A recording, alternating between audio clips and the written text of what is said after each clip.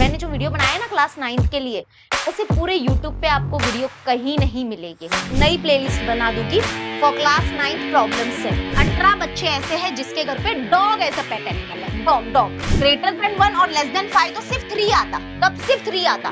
नहीं इंग्लिश बोलते हैं, नहीं बताना है, ओनली इंग्लिश बोलते हैं। ओनली आया ना, ये ओनली बहुत इंपॉर्टेंट है। ये ओनली वर्ड यहाँ पे बहुत मीनिंग को चेंज कर देता है।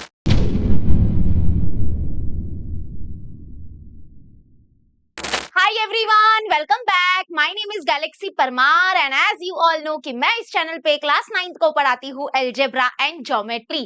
तो आज हम लोग करने वाले हैं जो हमारा अलजेब्रा का फर्स्ट चैप्टर है, that is chapter number 1 set. उसका पूरा प्रॉब्लम सेट 1 इस एक वीडियो में करेंगे। ईच एंड एवरी सम को बहुत ही डिटेल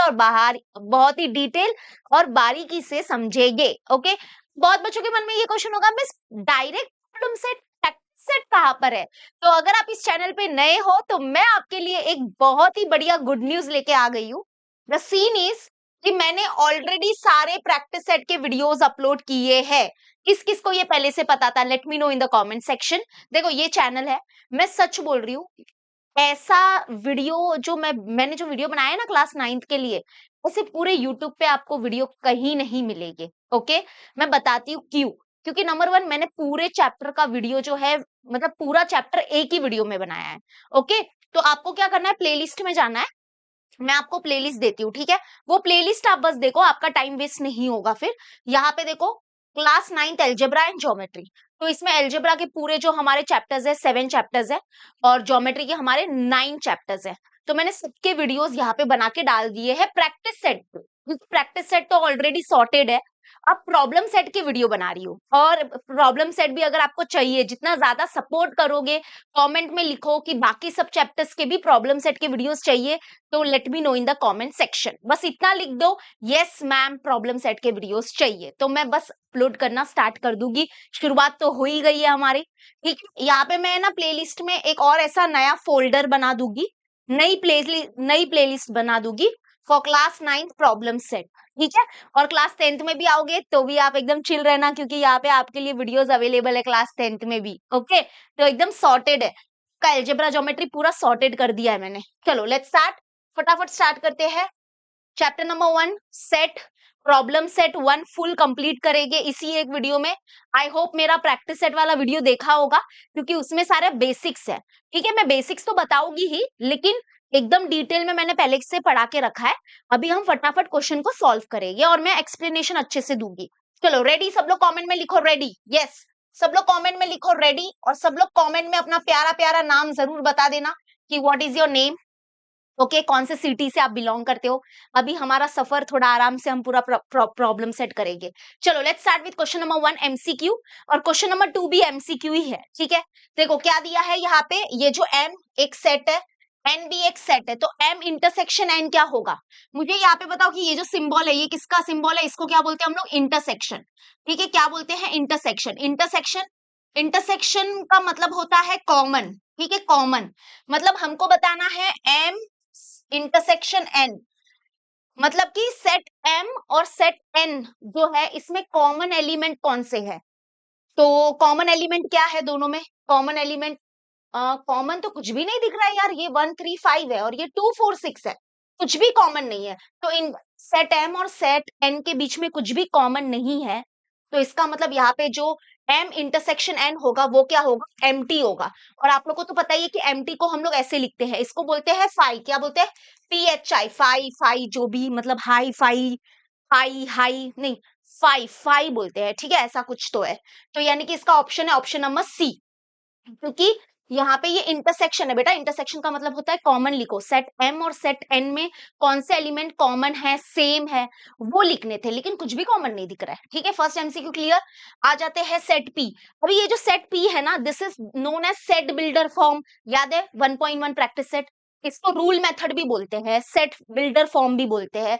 और जब आप इसको खोलते हो, ओपन करते हो, या जब आप इसको सिंप्लीफाई करते हो, तो आपको मिलता है लिस्टिंग मेथड, ठीक है? Listing method. तो इसका लिस्टिंग मेथड बताना है। लिस्टिंग मेथड को हम दूसरे नाम से रोस्टर फॉर्म भी बोलते हैं, ठीक है? तो ये हमारा सेट पी है। तो सेट पी क्या है? सेट पी इसको रीड कैसे करते हैं? देखो रिवाइज करवाती हूँ। Set P is the element of set P is an element of, नहीं मैं भी भूल गई हूँ क्या, सेट P नहीं, सच दैट, हाँ, set P is the element of x such that x is an odd natural number and x is greater than 1 and less than or equal to 5.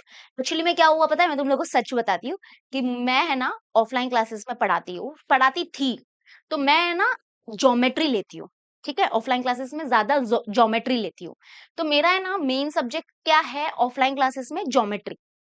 But ऐसा नहीं है कि मुझे algebra नहीं आता है पढ़ाने, मुझे अलजेब्रा बहुत अच्छा आता है, इनफैक्ट अलजेब्रा मैं ज्यादा अच्छा पढ़ाती हूँ ज्योमेट्री से, लेकिन क्योंकि मेरी आदत है ना ज्योमेट्री को ज्यादा मतलब पढ़ाने की, तो ज्योमेट्री मुझे मुंह जुबानी याद रहता है, लेकिन अलजेब्रा को बहुत टाइम हो गया, मतलब मैं सच बोलूं मुझे 1 साल हो गया होगा। मतलब जो मैंने आपके लिए वीडियो बनाया था ना लास्ट 1.1 प्रैक्टिस सेट का, तो वो मेरा लास्ट था कि तब मैंने आई थिंक वो देखा होगा, या नहीं तो अभी मैं, तो वही मैं सोच रही हूँ कि मुझे आ क्यों नहीं रहा है, क्योंकि हमारे टीचर्स के सारे सबकॉन्शियस में घुसा हुआ है पूरा मैथमेटिक्स अलजेब्रा, ठीक है, ज्योमेट्री ऐसा। तो set P is an element of x such that, तो सेट P किससे बना है, x से बना है, एलिमेंट x से बना है, लेकिन x कौन है, तो x का डिस्क्रिप्शन आगे दिया है, x is an odd natural number.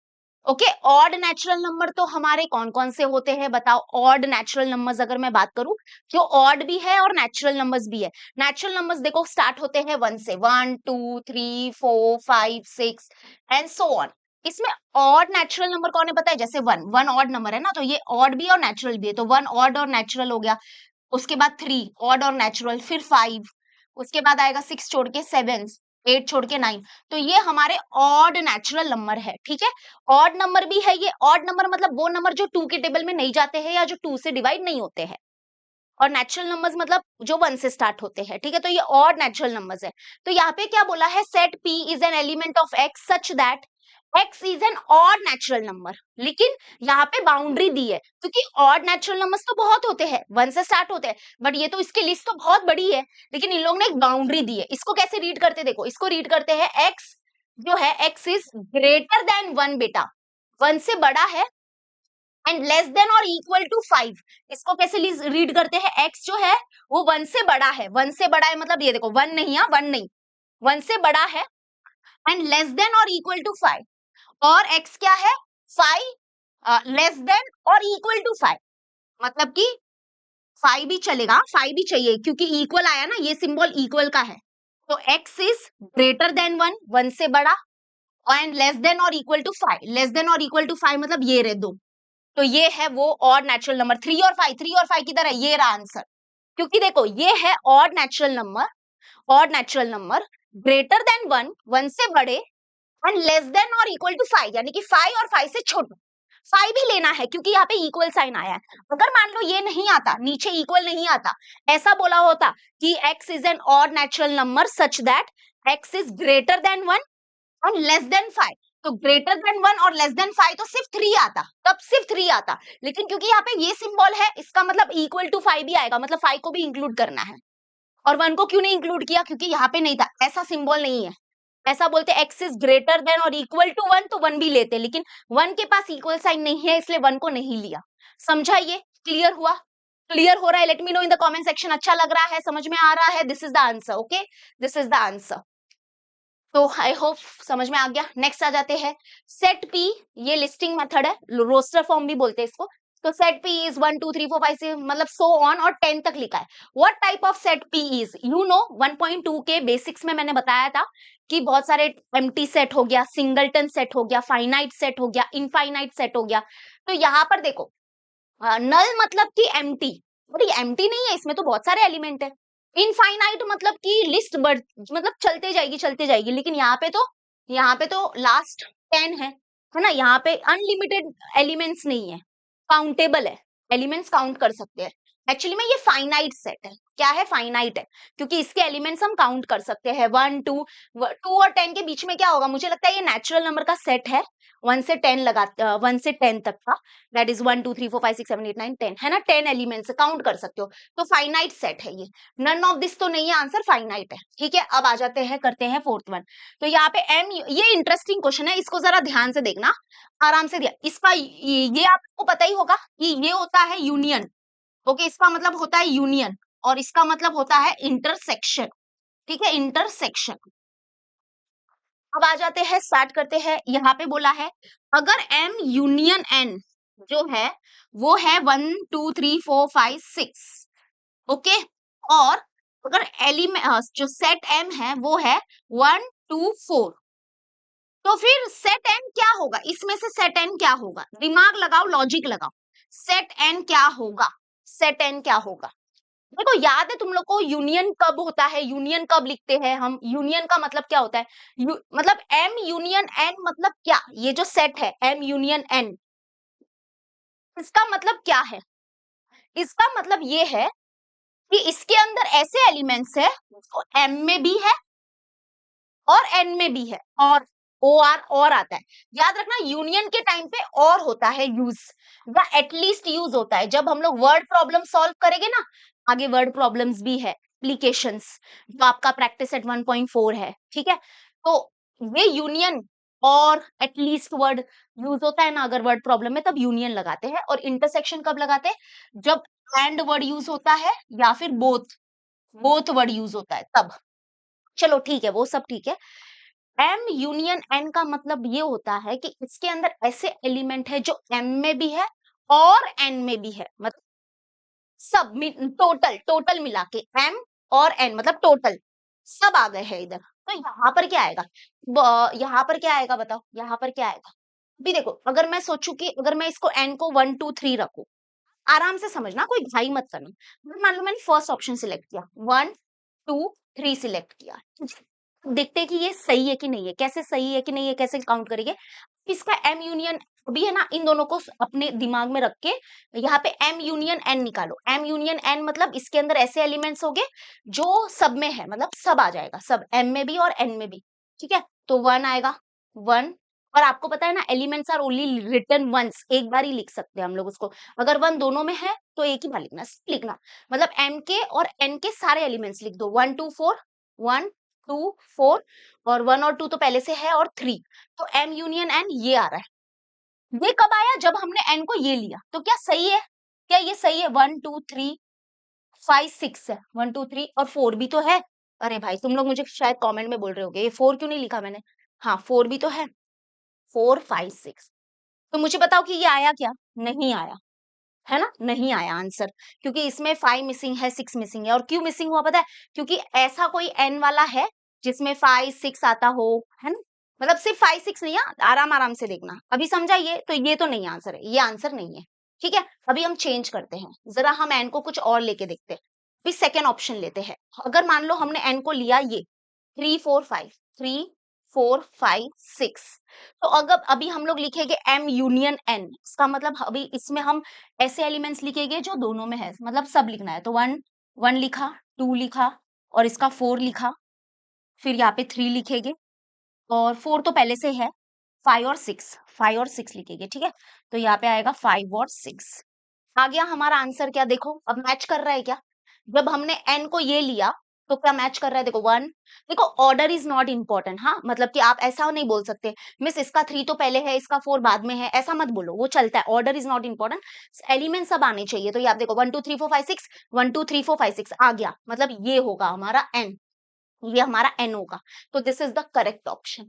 अब आपके दिमाग में ये आ रहा होगा कि ये और ये हो सकता है क्या टीचर? नहीं हो सकता।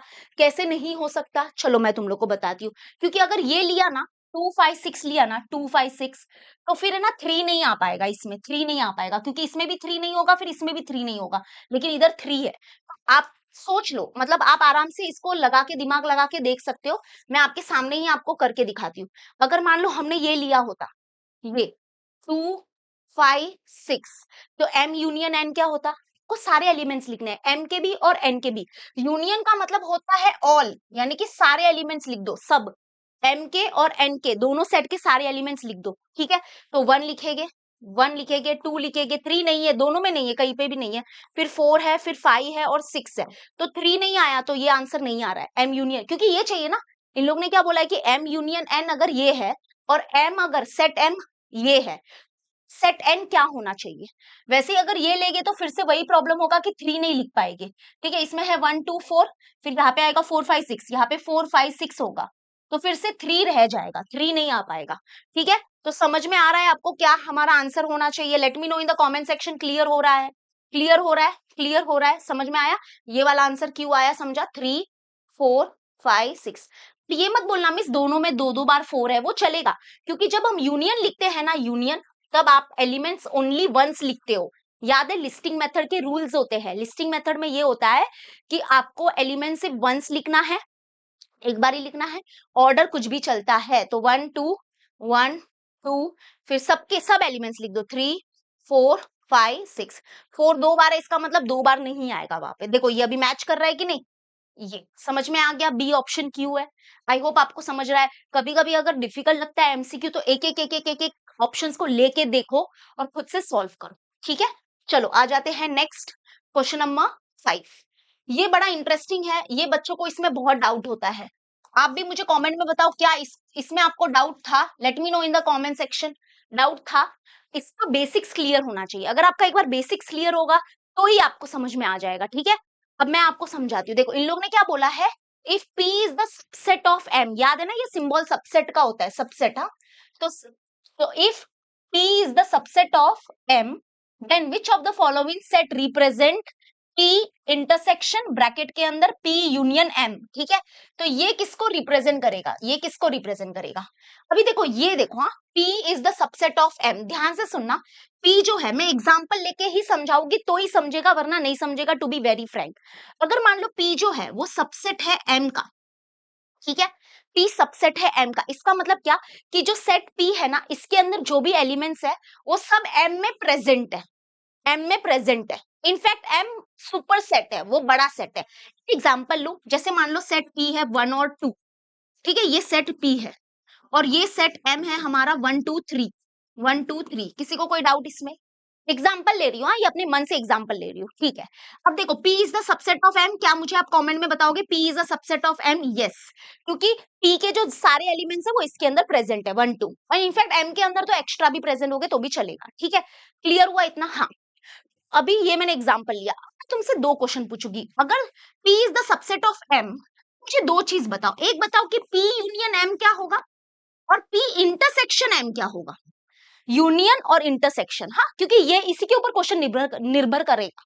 सोचो सोचो, P is a subset of M, तो P यूनियन M क्या होगा। यूनियन मतलब क्या, यूनियन का मतलब होता है कि आपको P और M के सारे एलिमेंट्स लिखने हैं, P और M के सारे एलिमेंट्स लिखना है, P के और M के सारे एलिमेंट्स लिखने हैं। तो 1 2 1 आएगा, 2 आएगा और 3 आएगा, है ना।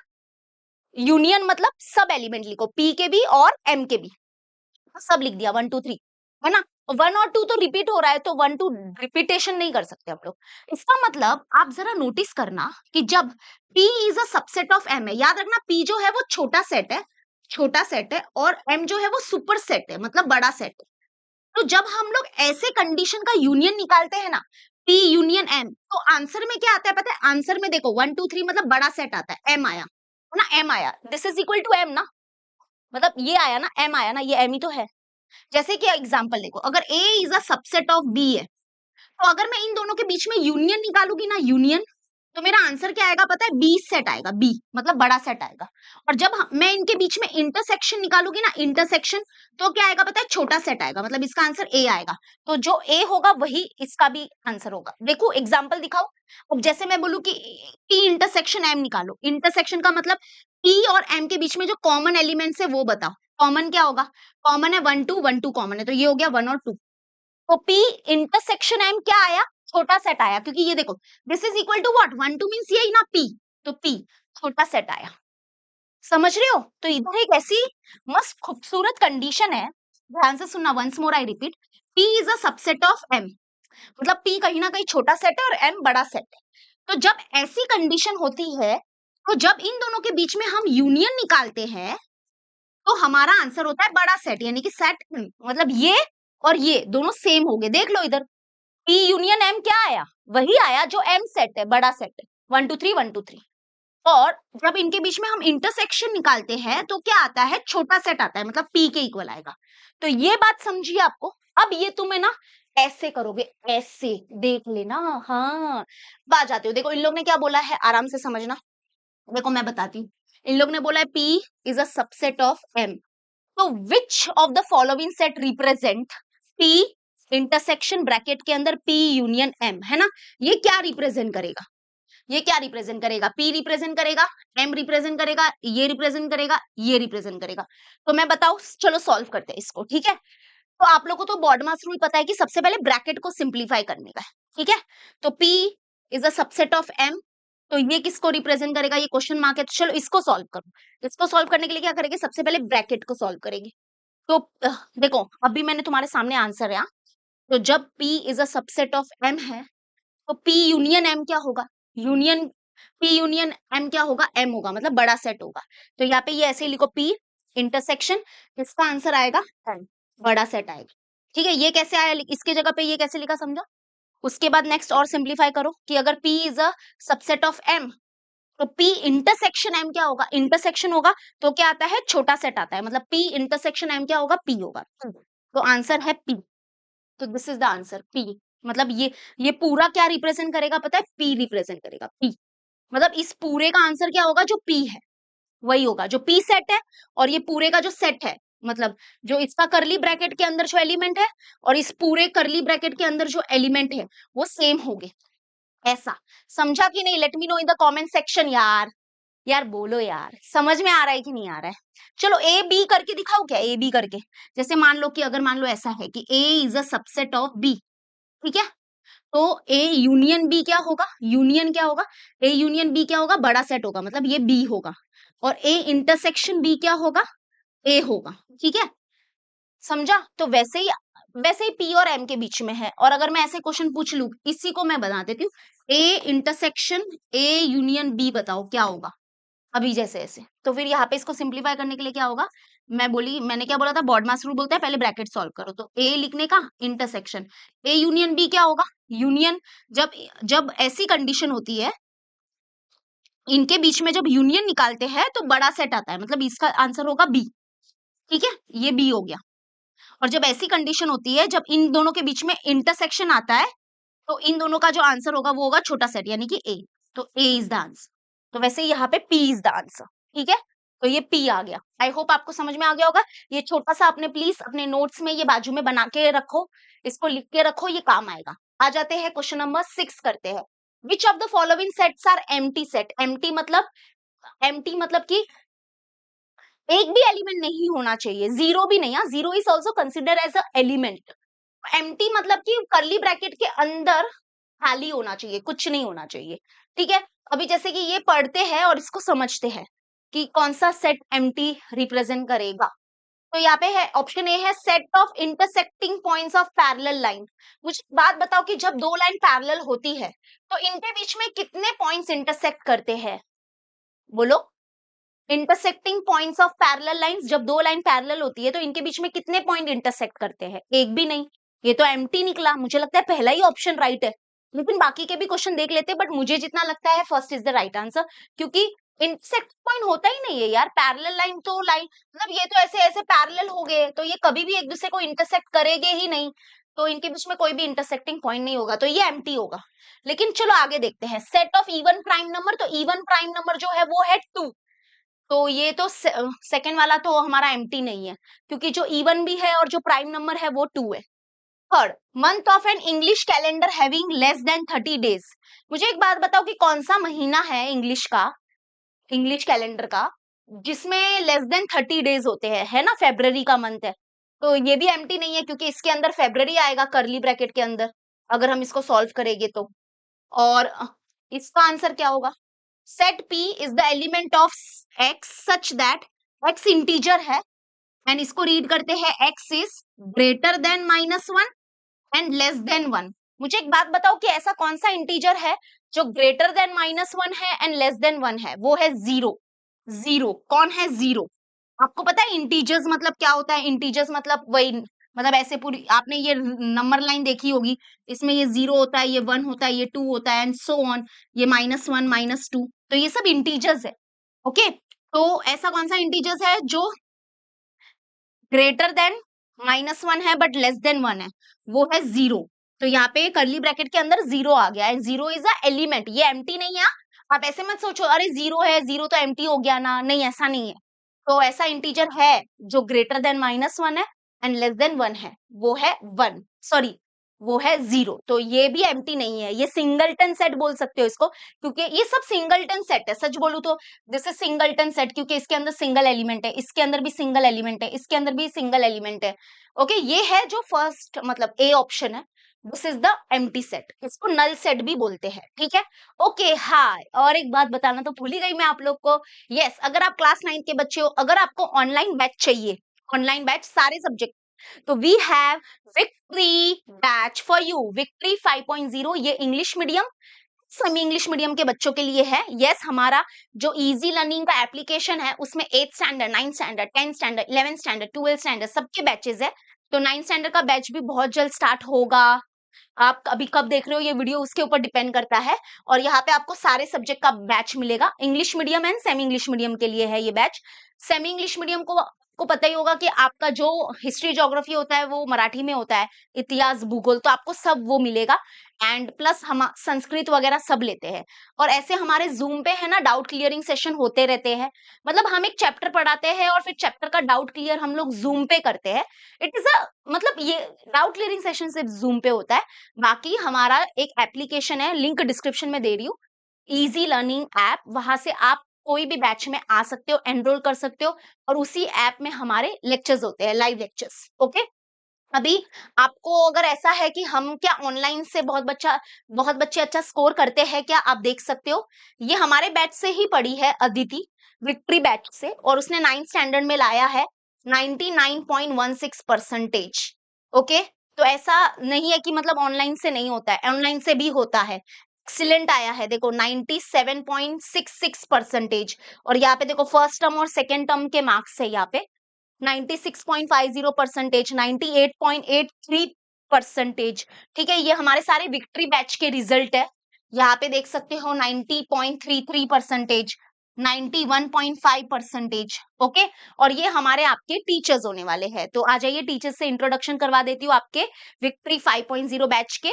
तो यहाँ पे शुभम सर आपका साइंस सब्जेक्ट लेंगे, नीलिमा मैम आपका हिस्ट्री ज्योग्राफी सब्जेक्ट लेंगे इंग्लिश मीडियम का। ओह! मैं आपको ज्योमेट्री पढ़ाऊँगी, ठीक है, बैच में। और पार्थ सर भी साइंस लेंगे, मतलब शुभम सर, पार्थ सर मिलके साइंस लेंगे, okay? And then Shailesh sir Sanskrit लेंगे आपका, चंद्रशेखर सर इंग्लिश लेंगे। चंद्रशेखर सर हमारे बोर्ड के पेपर्स भी सॉल्व करते हैं, तो उनसे अच्छा इंग्लिश पूरे महाराष्ट्र बोर्ड में कोई नहीं पढ़ा सकता। And then we have Fareen ma'am. Fareen ma'am Marathi medium जो है, सॉरी सेमी इंग्लिश मीडियम जो है, उनका सोशल स्टडी लेंगे, इतिहास भूगोल, एंड ये मराठी सब्जेक्ट भी लेंगे, ठीक है। And then we have Komal ma'am जो आपका हिंदी लेंगे, and then Yogesh sir mathematics लेंगे। तो मैं और योगेश सर मिलके आपका अलजेब्रा ज्योमेट्री कंडक्ट करेंगे, ठीक है। तो यस, ये क्या बैच क्या है, क्योंकि 9th स्टैंडर्ड के बच्चों को इतना शायद पता नहीं होगा, तो मैं बता देती हूँ कि ये है ना ऑनलाइन बैच है। यहाँ पे लाइव क्लासेस होंगे शाम के टाइम पे, के दिन के 2-3 क्लास होंगे, शाम शाम से चालू होंगे 6:30-7 बजे से, ठीक है। और आप कंप्लीट सिलेबस आपको करवाया जाएगा सारे सब्जेक्ट का। आप मोबाइल हो गया, लैपटॉप हो गया, पीसी हो गया, कहीं से भी एक्सेस कर सकते हो। बस एंड्रॉइड है, अगर आपके पास आईफोन है, जो भी है, तो आपको बस इजी लर्निंग का ऐप इंस्टॉल करना है, ठीक है? इजी लर्निंग का ऐप इंस्टॉल करो एंड उसमें आपको बैच मिल जाएगा, ओके। अगर मान लो कोई लाइव क्लास मिस हो गया तो उसकी रिकॉर्डिंग अवेलेबल रहेगी, आप टेंशन नहीं लेना, उसको आराम से बाद में भी देख सकते हो। उसके बाद जैसे मैंने बोला था कि चैप्टर खत्म होने के बाद हम एक डाउट क्लियरिंग सेशन भी कंडक्ट करते हैं उस चैप्टर का, तो आपका डाउट अच्छे से क्लियर हो जाता है सब कुछ।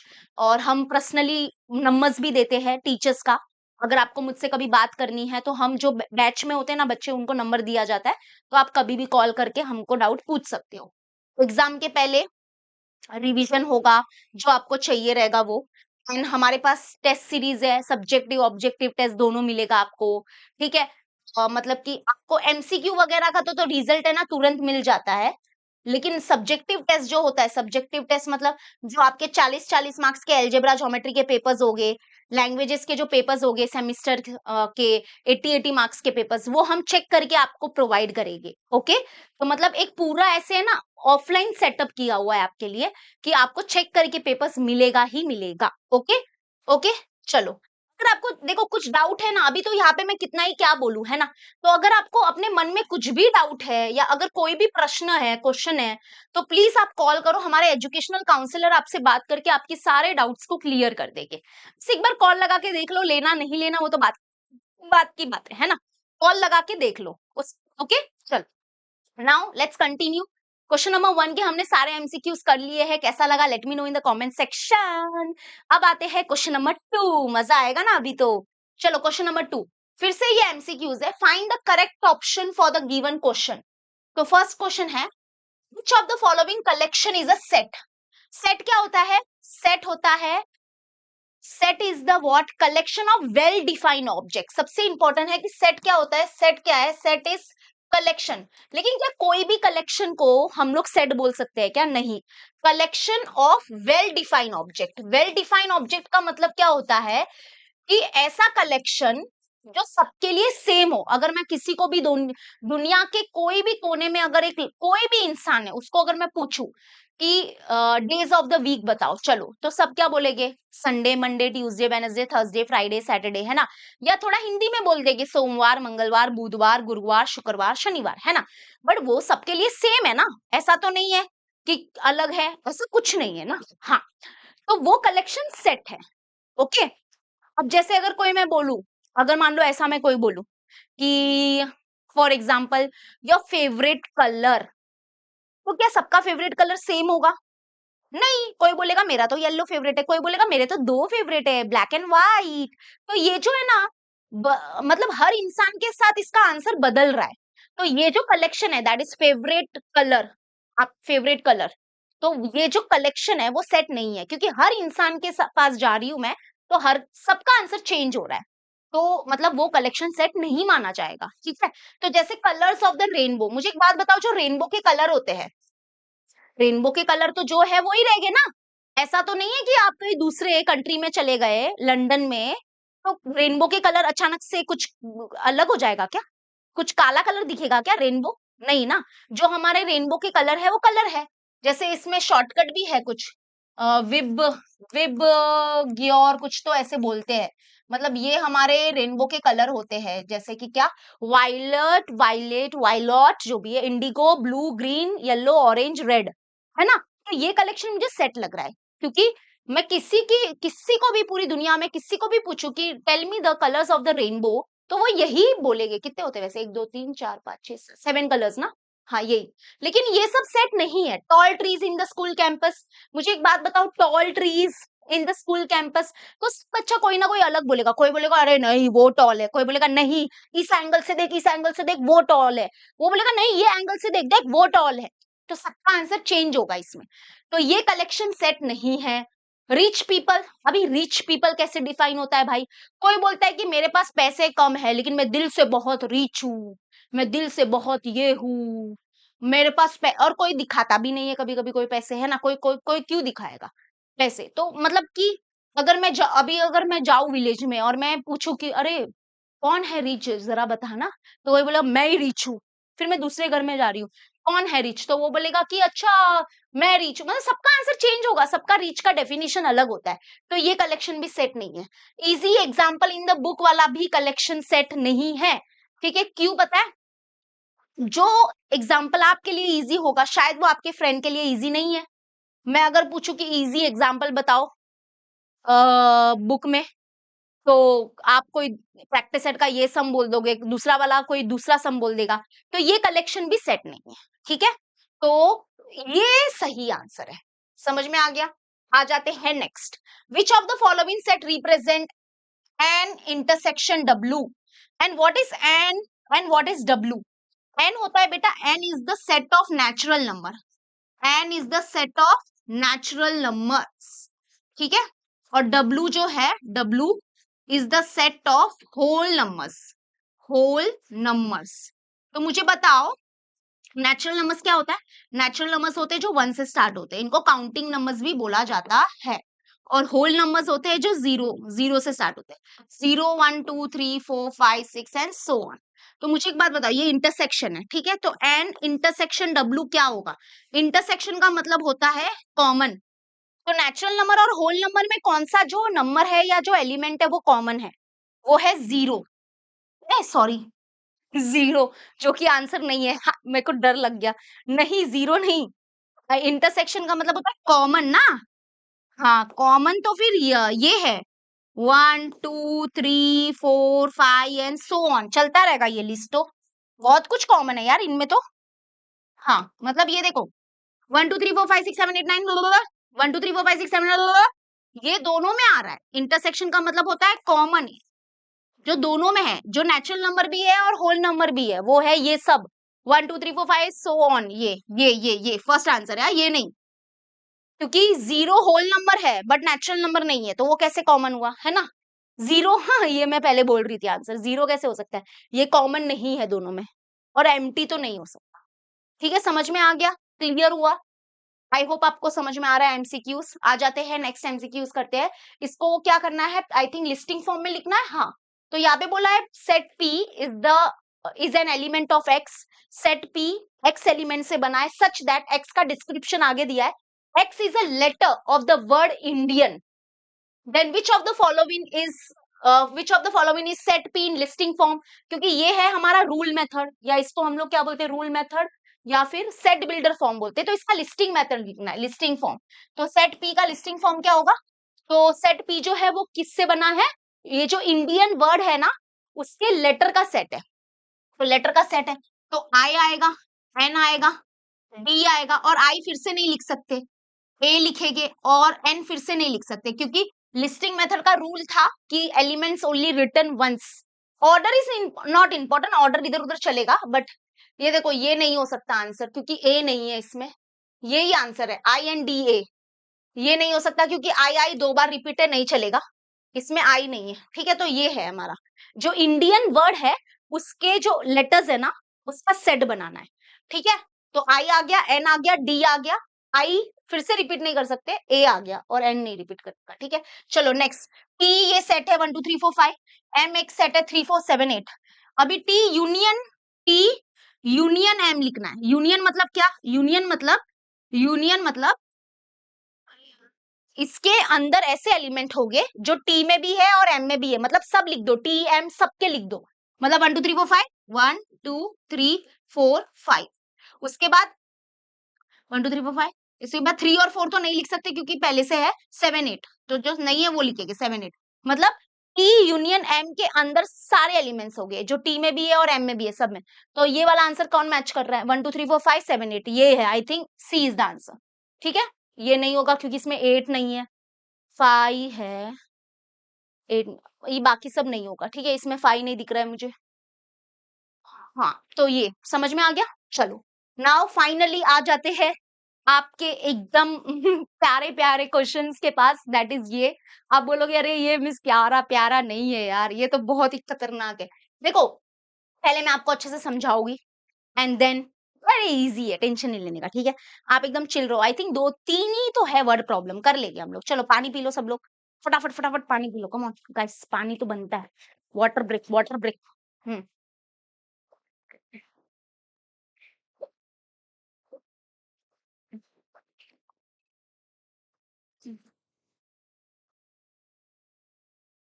हम्म चलो, लेट्स स्टार्ट। सबसे पहले आराम से मैं वेन डायग्राम से भी थोड़ा समझाऊंगी, क्योंकि वेन डायग्राम से समझना थोड़ा इजी होता है। उसके बाद लिख के तो मैं दे दूंगी। ठीक है, out of 100% in a group, मतलब टोटल 100% है, 100% है, उसमें से 72% speak English and 43% speak French. Each one of out of 100% speak at least one language. Then how many speak only English? How many speak only French? How many of them speak English and French both? Okay. अब मैंने तुम लोग को पहले भी अभी MCQ कराते time बताया था कि ये होता है यूनियन। यूनियन। ओके, और इसको हम कब यूज करते हैं? जब क्वेश्चन में और है या एटलीस्ट वर्ड यूज हो रहा है तो उसके लिए इसको यूज करने का। और ये होता है इंटरसेक्शन, इसको बोलते हैं इंटरसेक्शन। और ये कब यूज करने का? जब एंड होता है या फिर बोथ होता है तब। ठीक है, चलो अब आराम से समझ लें। टोटल है 100 लोग, टोटल है 100%। इस 100% में से 72% ऐसे हैं जो इंग्लिश बोलते हैं और 43% ऐसे हैं जो फ्रेंच बोलते हैं। ठीक है, अब आपके दिमाग में आ रहा होगा कि 72 प्लस 43 करोगे तो 100 नहीं होगा, 100 से ऊपर होगा ऑब्वियसली, क्योंकि इसमें मिलावट है। क्योंकि अभी 72% ऐसे हैं जो इंग्लिश बोलते हैं, लेकिन उसमें ऐसे भी तो लोग आ सकते हैं जो फ्रेंच वाले होंगे, जिसको फ्रेंच भी आता है और इंग्लिश भी आता है, बोथ भी तो होते हैं ना, बोथ वाले। हाँ, वैसे ही इसमें फ्रेंच बोलते हैं तो इसमें भी तो ऐसी मिलावट होगी ना कि जिसको इंग्लिश भी आता होगा। जैसे वेन डायग्राम से बताओ, वेन डायग्राम ये हमारा याद है आपको? यूनिवर्सल सेट को हम लोग रेक्टेंगल वाले से डिनोट करते हैं। ठीक है, ये यूनिवर्सल सेट है, मतलब टोटल हमारे पास 100% है। ठीक है, इसमें अभी आपको अंदर 2 सर्कल बनाने हैं, ये कि ऐसे पर्सन जो इंग्लिश बोलते हैं और ऐसे पर्सन यहाँ पे जो फ्रेंच बोलते हैं। ठीक है, तो let A is a set, A A जो है ये फर्स्ट सर्कल ऐसा है, फर्स्ट सर्कल पूरा, तो ये ऐसे बच्चे हैं इसमें, जो बच्चे है कि पर्सन है, सॉरी, हाँ, जिस जो इंग्लिश बोलते हैं। और फिर ये बी सेट ऐसा है जो ऐसे बच्चे हैं, ऐसे पर्सन है, बच्चे बोल रही हूँ तो प्लीज इग्नोर करना मुझे, जो क्या बोलते हैं? फ्रेंच बोलते हैं। ठीक है, क्लियर हुआ? अब आ जाते हैं कि each one out of 100 speak at least one language. ये सबसे इंपॉर्टेंट है, ये बच्चे ना इसको इग्नोर करते हैं। सब लोग इसको अंडरलाइन करो, सब लोग इसको अंडरलाइन करो, क्योंकि ये इस क्वेश्चन की जान है। इन लोग ने क्या बोला कि जो 100 लोग है ना, वो 100 जो लोग है ना, वो कोई ना कोई एक लैंग्वेज तो बोलता है, एटलीस्ट वन, एटलीस्ट, एटलीस्ट आया मतलब यूनियन, यूनियन मतलब ऐसा कोई 100 में से ऐसा कोई एक इंसान नहीं है जिस कुछ भी नहीं आता, मतलब इंग्लिश और फ्रेंच दोनों नहीं आता, ऐसा कोई नहीं है। मतलब आप देख रहे हो ये ए, मुझे एक बात बताओ, एक बात बताओ, ध्यान से सुनना, आराम से सुनना, भाई मत करो वर्ड प्रॉब्लम में।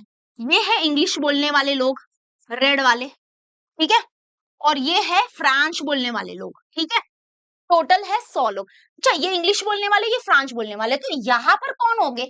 यहाँ पर कौन होंगे? 2 सर्कल के बाहर कौन होंगे? ऐसे लोग होंगे जो कोई कुछ नहीं बोलता, ना इंग्लिश ना फ्रेंच, लेकिन ऐसा तो कोई है ही नहीं, क्योंकि इन लोग ने क्या बोला? ईच वन आउट ऑफ 100, 100 जो लोग है, ईच वन कुछ ना कुछ तो बोलता है, एटलीस्ट वन लैंग्वेज तो बोलता है। इसका मतलब मैं ये बोल सकती हूँ कि यहां से लगा के यहां तक जो होता है ना, इसको बोलते हैं हम लोग ए यूनियन बी बोलते हैं। ठीक है, पूरे पूरे 2 सर्कल को हम लोग ए यूनियन बी बोलते हैं। मैं सब पार्ट समझाती हूँ। ये फर्स्ट सर्कल जो पूरा है ना, वो रिप्रेजेंट करता है सेट ए, मतलब इंग्लिश बोलने वाले लोग। ये सेकेंड सर्कल रिप्रेजेंट करता है फ्रेंच बोलने वाले लोग। और ये जो है ना, दोनों के बीच में कॉमन है ना, ये रिप्रेजेंट करता है कि जो इंग्लिश एंड फ्रेंच दोनों बोलते हैं। और यहां से लगा के यहां तक ये जो पूरा है, ये रिप्रेजेंट करता है ए यूनियन बी।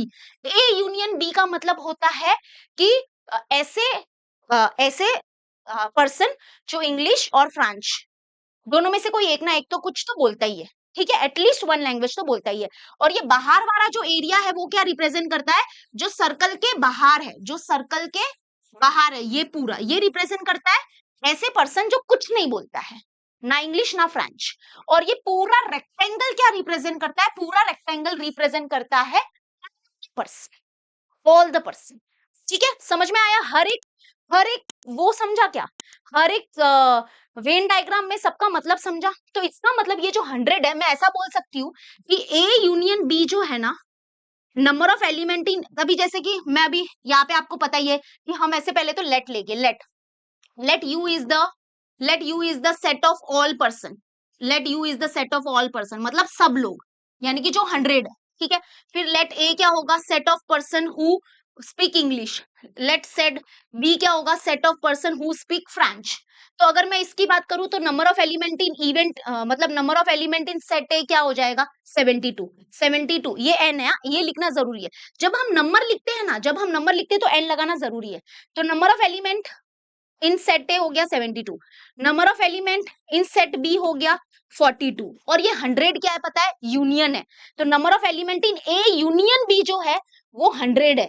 ये अब आप बोलोगे miss number of element in U 100 होगा ना, बट यहाँ पे यू और ए यूनियन बी ये सेम है, मतलब ऑल द पर्सन एंड यहाँ पे क्योंकि बोला था कि ईच वन आउट ऑफ 100%, मतलब जो 100 लोग हैं उसमें से सब कुछ ना कुछ एटलीस्ट एक लैंग्वेज तो कोई ना कोई बोलता ही है, मतलब ऐसा कोई इंसान है नहीं वहां पे जिसको इंग्लिश फ्रेंच नहीं आता है, मतलब कुछ ना कुछ एक तो आता ही है।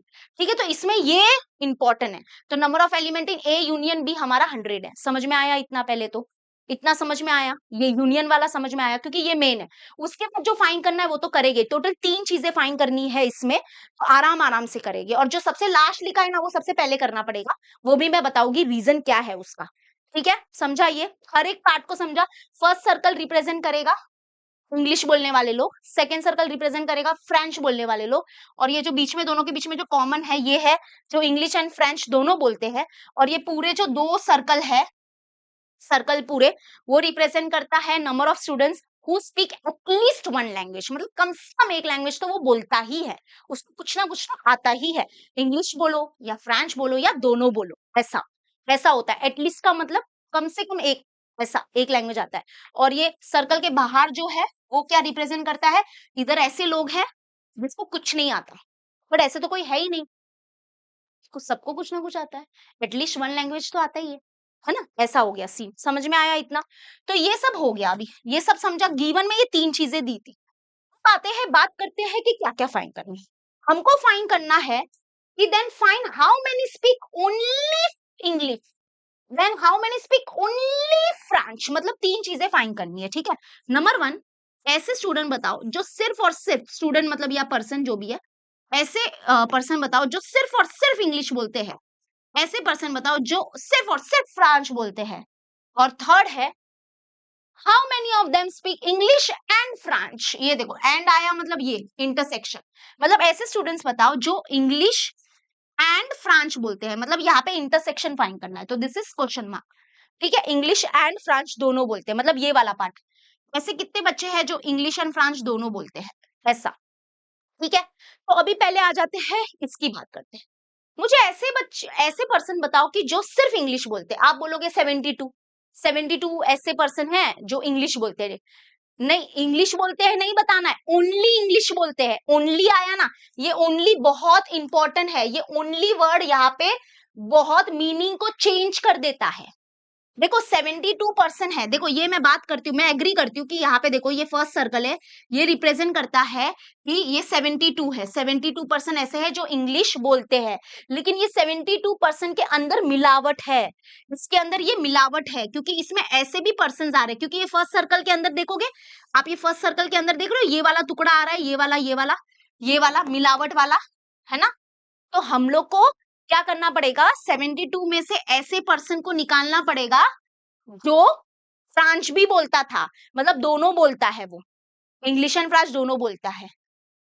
तो फिर जब, समझ रहे हो कि नहीं? देखो मैं अभी तुम लोग को और समझाती हूँ, ये कट करती हूँ, हम लोग को है ना ये वाला शेडिंग से बताती हूँ, शेडिंग से ये वाला पार्ट निकालना है, ये वाला ऑरेंज वाला, ऑरेंज वाला, क्योंकि ये सिर्फ इंग्लिश वाले हैं, इधर सिर्फ इंग्लिश वाले, इसमें मिलावट नहीं है, सिर्फ इंग्लिश वाले।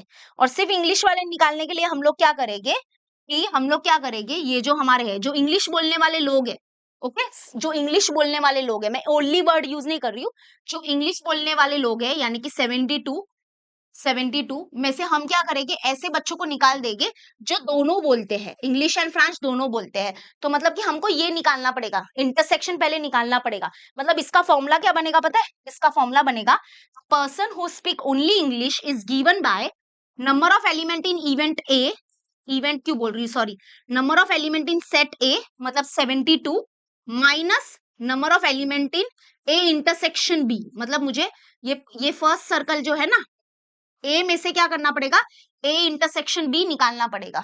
तो जो बचेगा वो क्या बचेगा, ऐसे पर्सन बचेंगे जो इंग्लिश बोलते हैं। समझा ये फॉर्मूला? तो हम लोगों को क्या करना पड़ेगा, इंटरसेक्शन पहले निकालना पड़ेगा, ये तीसरा वाला फाइन करना पड़ेगा। और वो कैसे फाइन करेंगे, हमारे पास वो फॉर्मूला है ना बड़ा वाला, हमारे पास वो फॉर्मूला है, number of element in A union B is equal to number of element in A plus number of element in B minus number of element in A intersection B, है ना। तो हमारे पास ये है 100, ये है 72, ये है 42, तो हम पहले ये निकाल देंगे ये, उसके बाद हम ये निकालेंगे क्योंकि हमारे पास ये। और वैसे ही ओनली फ्रांच, अगर मुझे बात बताओ कि अगर मुझे फाइंड करना है कि ऐसे कितने बच्चे हैं जो सिर्फ और सिर्फ फ्रांच बोलते हैं, तो उसमें क्या होगा, हम क्या करेंगे, ये जो ये जो है ये जो है कि जो number of element in B में से क्या करेंगे हम लोग, माइनस क्या करेंगे, ये वाला पार्ट निकाल देंगे, ये वाला जो मिलावट वाले हैं ना वो उनको निकाल देंगे, मिलावट वालों को निकाल देंगे ऐसा। तो इसका फॉर्मूला क्या बनेगा, इसका फॉर्मूला बनेगा number of element in B मतलब 42 है ना ये, हाँ सॉरी 43 है, तो मैं इधर क्यों लिख रही 42, चलो ठीक है समझ में आ गया। हाँ तो 43 में से हम क्या करेंगे, ए इंटरसेक्शन बी निकाल देंगे, मतलब वो जो मिलावट वाले हैं ना जो दोनों बोलते हैं और पटेली मारते हैं उनको हम निकाल देंगे, और फिर सिर्फ जो बचेंगे वो सिर्फ फ्रांच वाले बचेंगे, क्योंकि ये 43 में मिलावट है, ये तो है ना 43, यहाँ पे पूरे 43 है ना, यहाँ पे पूरे 43 है, तो इसमें से हम वो मिलावट वालों को निकाल देंगे, तो जो बचेंगे वो सिर्फ और सिर्फ फ्रांच वाले बचेंगे, ठीक है। ये आ जाएगा, ये आ जाएगा, ये तो पहले ही निकालना पड़ेगा, मतलब इंटरसेक्शन वाला पार्ट पहले निकालना पड़ेगा, ठीक है। तो आई होप अभी आपको धीरे धीरे समझ में आ रहा है। चलो अभी फिर से एक बार क्वेश्चन पढ़ते हैं, आई अश्योर यू कि बहुत ईजी है। बोलो, out of 100% in a group, total 100% है, उसमें से 72 इंग्लिश बोलते हैं, 43 फ्रांच बोलते हैं, each one out of 100% speak at least one language. देखो एटलीस्ट आया, मतलब ये 100 क्या है, ए यूनियन बी है, ठीक है। 100 में से 100% जो है ना उसमें से कोई ना कोई एटलीस्ट एक लैंग्वेज तो बोलता ही है, तो हम लोग को ये फाइंड करना है। Then how many speak only English, how many speak only French, and third है how many speak both English and French. Okay, both आया एंड आया तो इंटरसेक्शन होता है। तो पहले यू लिखो, let U is the set of all person in a group, A set of person who speak English, B set of person who speak French, ठीक है, इतना लिखा। अब हम बोलेंगे, अब हम लोग पहले ना, पहले कभी भी सेट को डिस्क्राइब करो, तो अब हमारा ये होगा कि हम और भी डिस्क्राइब करना है तो यूनियन वाला भी डिस्क्राइब कर सकते हो, हम ऐसे भी लिख सकते हैं, ए यूनियन बी क्या रिप्रेजेंट करेगा, ए यूनियन बी रिप्रेजेंट करेगा set of person who speak at least one language, at least one language, ठीक है। और ए इंटरसेक्शन बी क्या रिप्रेजेंट करेगा, सेट ऑफ पर्सन, लास्ट वाला set of person who speak English and French both, who speak English and French both, ठीक है। तो चलो अभी ये हो गया हमारा वो वाला पार्ट जहां पे हमने सब इंट्रोडक्शन दे दिया कि कौन कौन से सेट क्या है। This is the first part in pink colour. अब सेकंड देखो, बहुत बच्चों को वर्ड प्रॉब्लम लिखने नहीं जमता है कि कैसे ऑर्डर में लिखने का, क्या लिखने का समझ में नहीं आता है, तो मैं बता रही हूँ, ये लिखा, उसके बाद नाउ वी विल स्टार्ट। हम बोलेंगे यहाँ पे कि नंबर ऑफ एलिमेंट इन, सबसे पहले हमारे पास है number of element in event है हमारे पास 72, है ना, क्योंकि 72% इंग्लिश बोलते हैं। फिर इवेंट नहीं, सॉरी, नंबर ऑफ एलिमेंट, मैं ना वो क्या बोलते हैं, मैं थोड़ा 10th स्टैंडर्ड का है ना, वो प्रोबेबिलिटी चैप्टर है, उसमें इवेंट आता है, इसलिए सॉरी। हाँ, number of element in set A and number of element in set B है हमारे पास 43 and number of element in set A union B है हमारे पास 100। ये पता चला ना, ये 100 क्यों आया। और बाकी अभी सबसे पहले हम लोग फाइंड करेंगे number of element in A intersection B, that is question mark, ठीक है। ये क्वेश्चन मार्क है, इनफैक्ट क्वेश्चन मार्क तो और बहुत बहुत कुछ है, 3 क्वेश्चन मार्क है टोटल, बट फिलहाल टारगेट होगा हमारा ये वाला फर्स्ट फाइंड करना पड़ेगा, क्योंकि ये नहीं फाइंड करोगे ना, बहुत सिंपल लॉजिक है, ये नहीं फाइंड किया ना तो ये दोनों नहीं आएगा, ऊपर वाला नहीं आएगा, ठीक है। तो अभी हम लोग वी हैव द फॉर्मूला, तो समझा तुम लोग को कैसे लिखने का। सबसे पहला पिंक कलर का पार्ट है जिसमें हमने हर सेट को इंट्रोड्यूस किया, इसमें एन नहीं आता है, एन नहीं आता है, एन लिखने का, एन ऑफ, एन मतलब नंबर ऑफ एलिमेंट, तो जब हम नंबर लिखना स्टार्ट करते हैं ना, जैसे 72 43, अब एन लिखने का, वरना सिंपल सिंपल लिखने का, ठीक है। तो we have the formula, we know that, या वी हैव क्या फॉर्मूला है, number of element in A union B is equal to number of element in A plus number of element in set B minus number of element in A intersection B. तो ये हमारे पास 100 है, ये हमारे पास 72 है, और ये हमारे पास 43 है, और माइनस ए इंटरसेक्शन बी, ठीक है।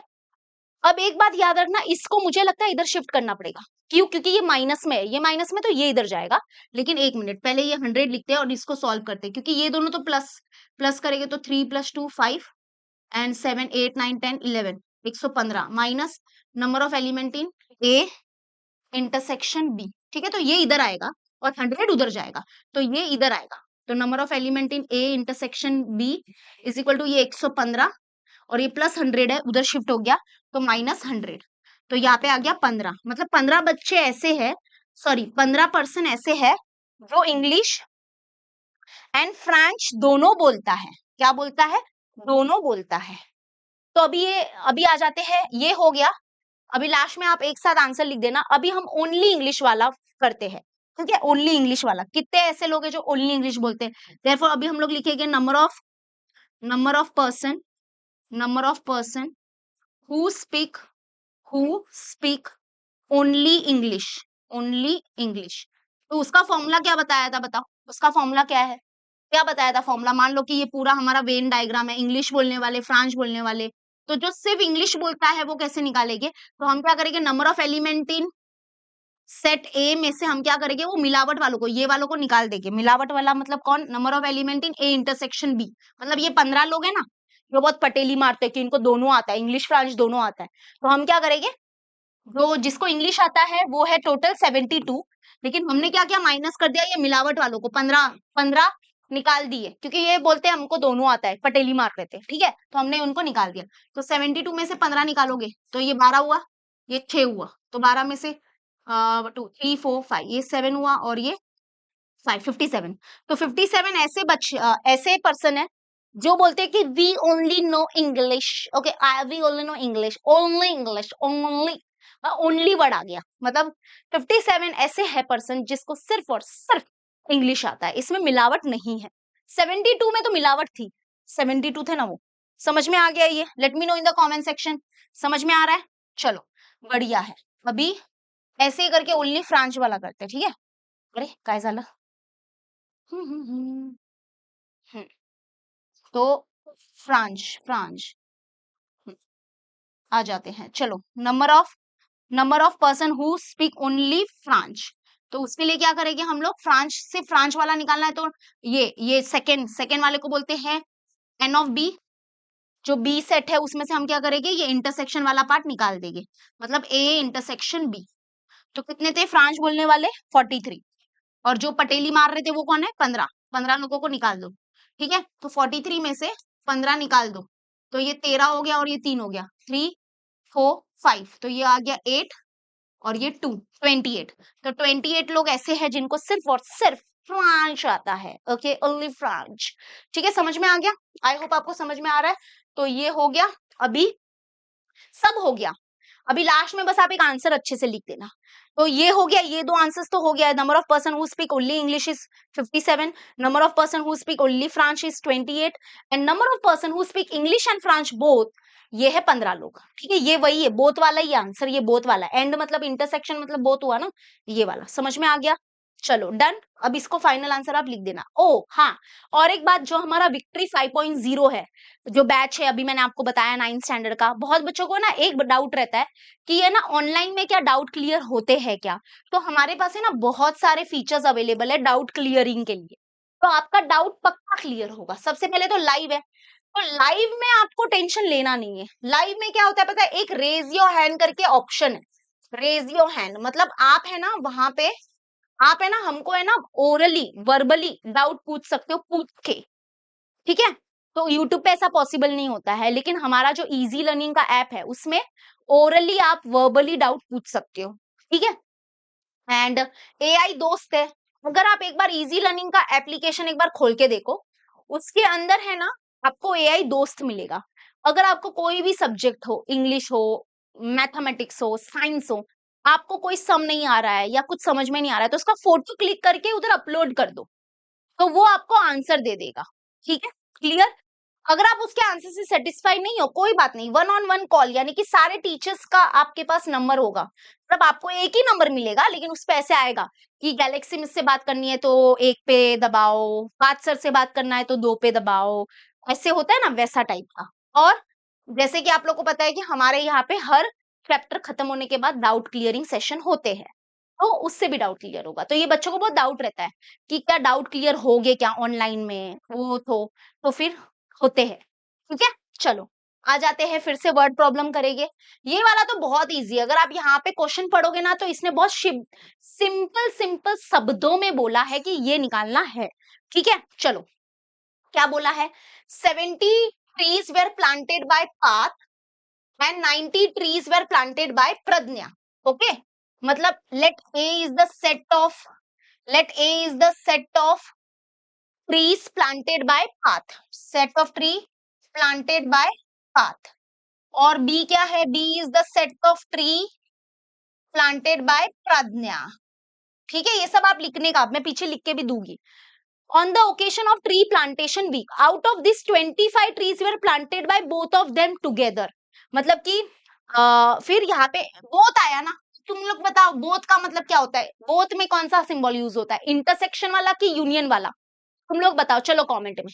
तो इन लोग ने क्या बोला है, इंटरसेक्शन वाला ना, हाँ वेरी गुड। तो ये हो गया कि इंटरसेक्शन, तो 25 ये हो गया set of trees planted by Parth and Pragya both. हमको क्या फाइंड करना है, then how many trees were planted by Parth और प्रज्ञा, देखो और आया मतलब यूनियन, मतलब हमको क्या फाइंड करना है, number of trees planted by Parth और प्रज्ञा, that is question mark.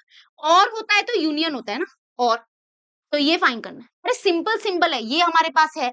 Number of element in event A कितना है, इवेंट नहीं sorry 90 trees were planted by Parth. फिर number of trees planted by Pragya कितना है, दैट इज नहीं सॉरी ये 70 है, पाथ ने 70 किया है, ये 90 है। And number of tree planted by Parth and Pragya, and मतलब इंटरसेक्शन वो है 25, और हमको ये फाइंड करना। तो इसके लिए तो हमारे पास वो फॉर्मूला है ना, वो फॉर्मूला बस यूज करना है, इसको तो वेन डायग्राम से भी अगर मैंने नहीं समझाया तो भी इजी है। तो चलो स्टार्ट करते हैं। लेट ए, इसमें यू नहीं है, यूनिवर्सल सेट जैसा कुछ नहीं है, ठीक है, क्योंकि इसमें ऐसा कुछ नहीं है, डायरेक्ट पाथ और प्रज्ञा पे आ गए इन लोग।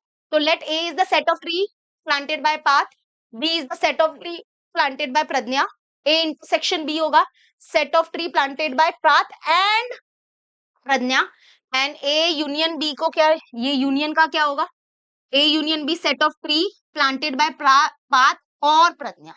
ठीक है, और आएगा। तो चलो let's start, are you guys ready.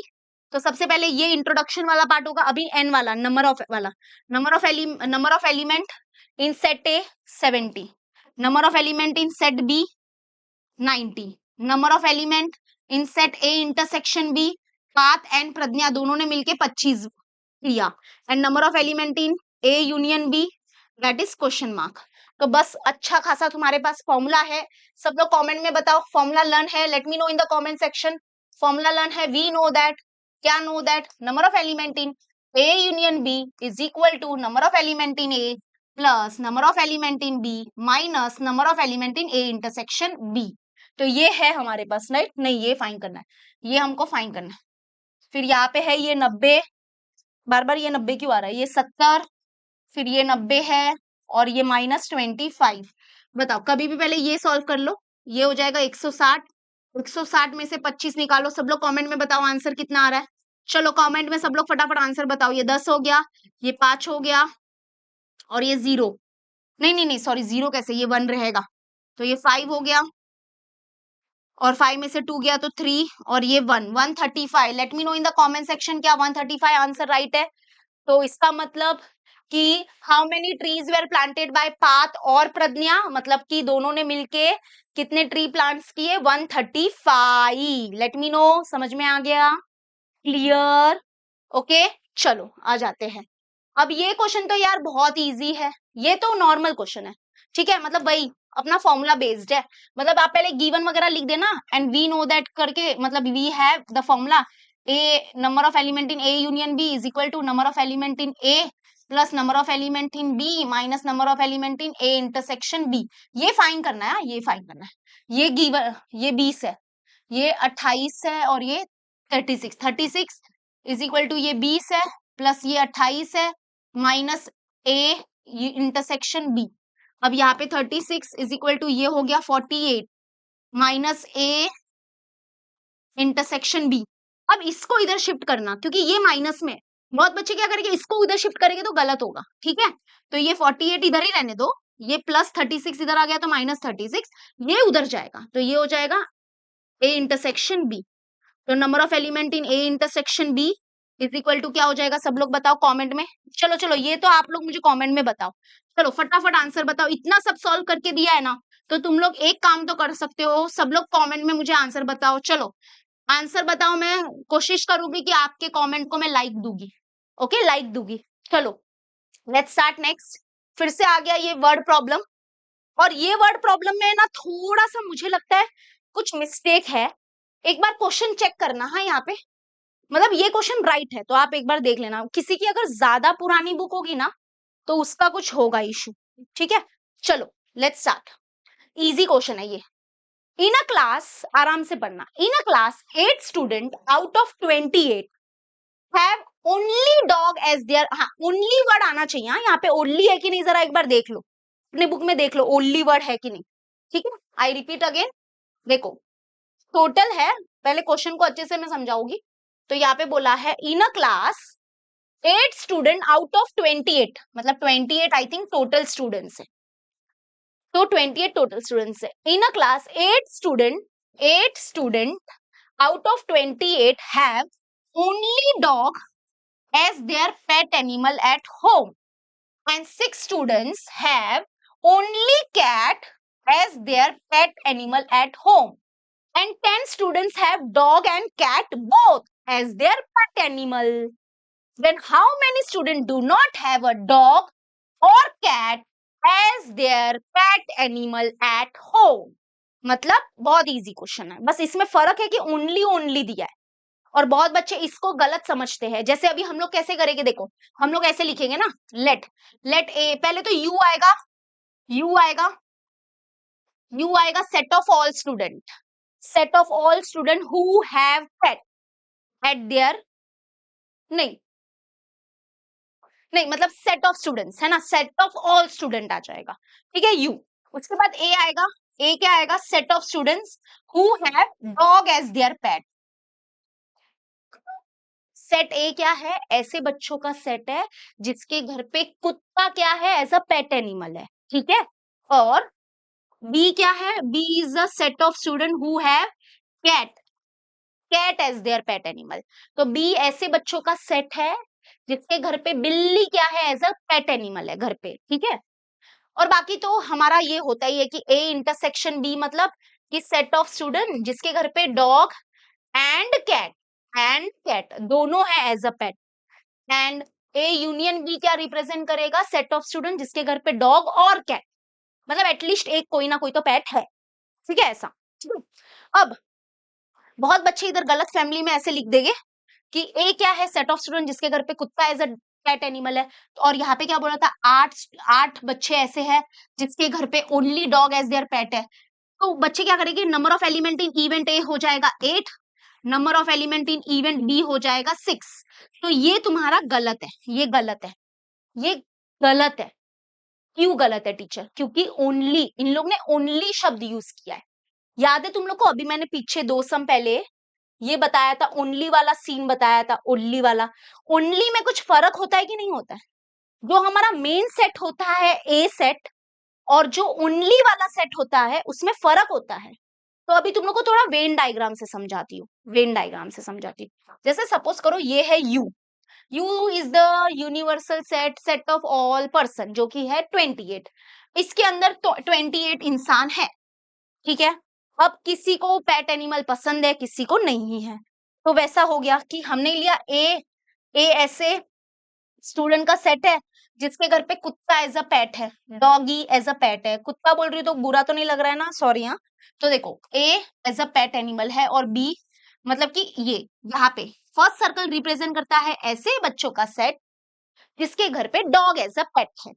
Only dog नहीं बाबा, ओनली डॉग वाला पोर्शन तो ये है, ओनली डॉग वाला पोर्शन तो ये है, ये सिर्फ ये इसमें मिलावट वाले नहीं है, तो यहाँ पर सिर्फ 8 है, ये 8 है, ये इसमें ये वाला नहीं आया है। तो अगर हम लोग को पूरा सेट ए निकालना है ना, पूरा सेट ए निकालना है ना, मतलब number of element in set ए अगर निकालना है ना, तो उसके लिए क्या करोगे, उसके लिए क्या हम लोग करेंगे, उसके लिए हम लोग करेंगे ये वाला मतलब जिसके घर पे dog, only dog as a pet animal है, मतलब 8 लोग only dog as a pet animal है, प्लस ये इंटरसेक्शन मतलब जिसके घर पे डॉग एंड कैट दोनों एज अ पेट एनिमल है, और वो दिया है 10 लोग है, 10 लोग ऐसे हैं जिसके घर पे डॉग एंड कैट दोनों एज अ पेट एनिमल है। तो टोटल कितना हुआ, 8 और 10 18, मतलब 18 बच्चे ऐसे हैं जिसके घर पे dog as a pet animal है। डॉग डॉग डॉग, इसमें मिलावट है। 10 बच्चे ऐसे भी आ गए जिसके ऊपर डॉग और कैट दोनों, डॉग एंड कैट दोनों है। समझा ये? तो पहले एन ऑफ ए अलग से निकालना पड़ेगा, एन ऑफ बी भी ऐसे निकालना पड़ेगा। ओके, 8 वाला पोर्शन सिर्फ ये था, 8 वाला पोर्शन ये है, ये 8 है, only dog as their pet है, तो ये 8 है। ये वाला हमको रिप्रेजेंट करता है 8, और ये 10 लोग जिसके घर पे dog and cat as a both pet animal है, और ये हमारे 6 लोग है ना, 6 लोग, इन लोग ने क्या बोला, 6 लोग ऐसे हैं जिसके घर पे only cat as a pet animal है, ओनली कैट, तो ओनली कैट वाले ये है 6, ठीक है, और ये 10 है। तो अगर मुझे number of element in event sorry number of element in set ए निकालना है, मतलब क्या, ये क्या रिप्रेजेंट करता है, ए क्या रिप्रेजेंट करता है, set of students who have dog as their pet, dog dog, तो उसके लिए क्या करोगे, 8 ओनली डॉग वाले और प्लस इंटरसेक्शन वाले, मतलब 18 आ गया। वैसे ही number of element in set B निकालना है मुझे, तो number of element in set B निकालना है, तो इसमें होगा 6, मतलब ओनली कैट वाले प्लस जो मिलावट वाले हैं 10, यानी कि 16 हो गया। ऐसा, तो सबसे पहला स्टेप ये होगा कि हमको N of A N of B निकालना है। ओके, ये समझा। और 10 बच्चे ऐसे हैं जिनका डॉग एंड कैट एंड ऐसा, फाइन क्या करना है, हमको फाइन करना है, then how many student do not have a dog और cat as their pet animal, मतलब ऐसे कितने जिन कोई पेट एनिमल नहीं है, ना तो डॉग ना तो कैट। तो अब यहाँ पर क्या निकालना है पता है, हम लोग को कौन सा वाला पार्ट निकालना है तुमको बताओ, ये वाला जो सर्कल के बाहर है, ये वाला, क्योंकि यहाँ पर ऐसे बच्चे हैं जिनके घर पे कोई नहीं है पेट, जैसे मैं, मेरे घर पे कोई नहीं है पेट बेटा, तुम्हारे घर पे बताओ किसके घर पे है, कोई पेट एनिमल है, कमेंट में बताओ। डॉग और कैट जरूरी नहीं है यार, कोई भी हो बताओ, कहीं शेर वेर तो पाल के नहीं रखा है, हाँ, बिल्ली वगैरह, सांप पाल के रखा है क्या, हाँ, बोलोगे हाँ मिस पाल के रखा है ना, मेरा दोस्त ही है तो सांप ऐसा मत बोल देना। हाँ, तो फिर अभी हमको फाइन करना है ऐसे, और ऐसे स्टूडेंट्स बताओ जिसके घर पे कोई भी पेट एनिमल नहीं है, तो उसके लिए क्या करेंगे हम, जो टोटल स्टूडेंट्स है ना, पूरे टोटल स्टूडेंट्स कितने बेटा, 28, तो number of students who do not have pet और dog as a pet animal, that is given by, पूरे जो number of element in U मतलब पूरे बच्चे, मतलब जो कि है 28, तो 28 में से हम लोग ऐसे बच्चों को निकाल देंगे, 28 में से हम किसको माइनस करेंगे, तुम लोग को क्या लगता है फॉर्मूला में क्या आएगा इधर बताओ, तो जो 28 पूरे बच्चे हैं उसमें से हम ऐसे लोगों को निकाल देंगे जिसके घर पे कुछ ना कुछ तो पेट एनिमल है, मतलब ये दो सर्कल को निकाल देंगे। अब तुम लोग मुझे एक बात बताओ, ये दो सर्कल को हम लोग कौन से क्या बोलते हैं, ये दो सर्कल को हम लोग बोलते हैं, यहां से लगा के यहां तक वाले पोर्शन को बोलते हैं ए यूनियन बी बोलते हैं ना।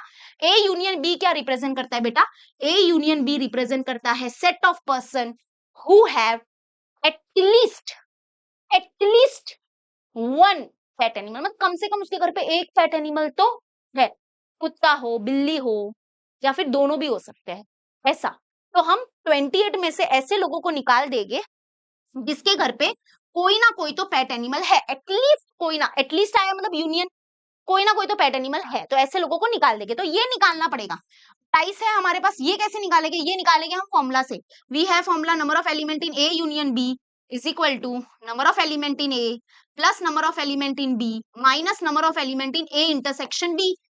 ओके, हमारे पास देखो ये आया, पहला स्टेप होगा कि ये n of A N of B निकालने का, ठीक है, ये निकाल दिया, ये निकाल दिया, और ये तो पहले से था 10, 10 था ना, ये 10 लोग जो दोनों पैटर्न डॉग एंड कैट ऐसे, तो ऐसे करके समझा, जिसको नहीं समझा आराम से समझना, कोई बात नहीं है। लेट पहले set U set of all student, set of student who have dog as their, मतलब सेट ए क्या है, जिसके घर पे डॉग है as a pet animal, set B क्या है, जिसके घर पे cat as a pet animal है। इंटरसेक्शन क्या है, जिसके घर पे डॉग एंड कैट दोनों एज अ पेट एनिमल है।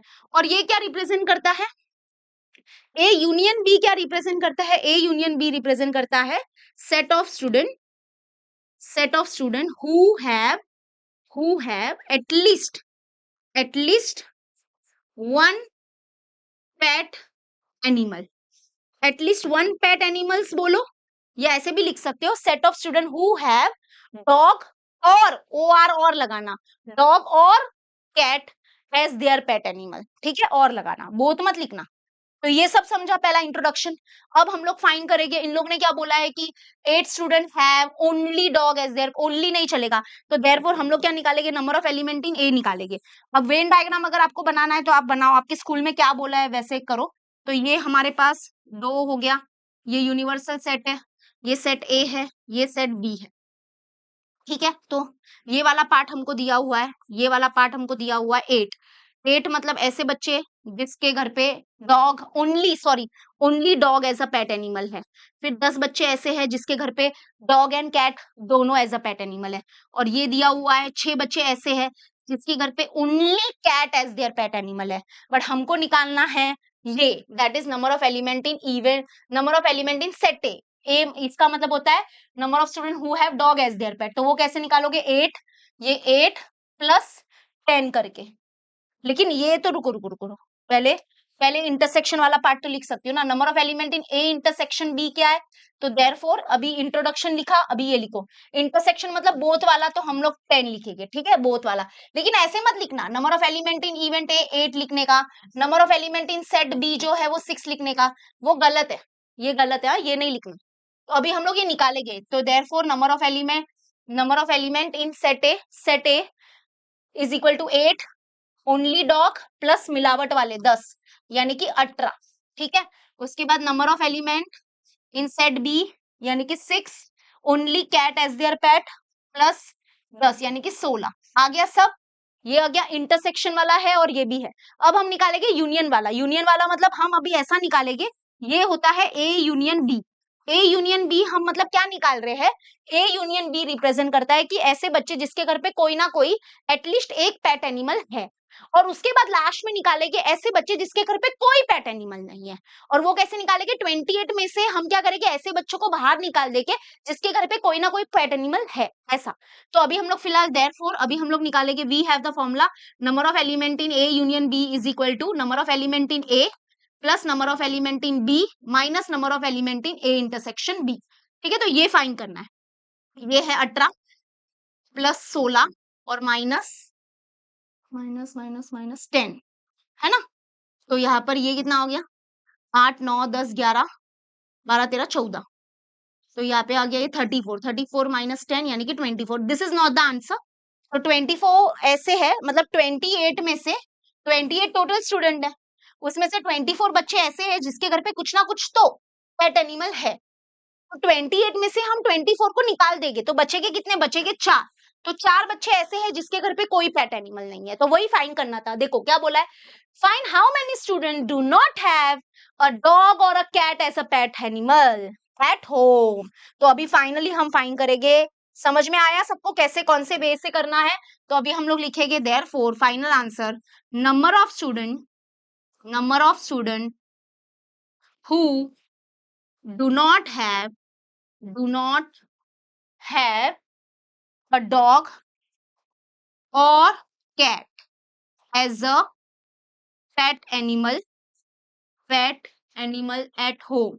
Number of students who do not have pet animal as home is given by, formula होगा number of element in U मतलब पूरे बच्चे में से हम इसको निकालेंगे, number of element in A union B. तो इसमें होगा 28 में से 24 निकाल दो, बचेंगे कितने, 4। तो 4 बच्चे ऐसे जिसके घर पे कुछ नहीं है, ओके, कोई भी कैट डॉग नहीं है। क्लियर हुआ, क्लियर हुआ, late me know in the comment section, clear.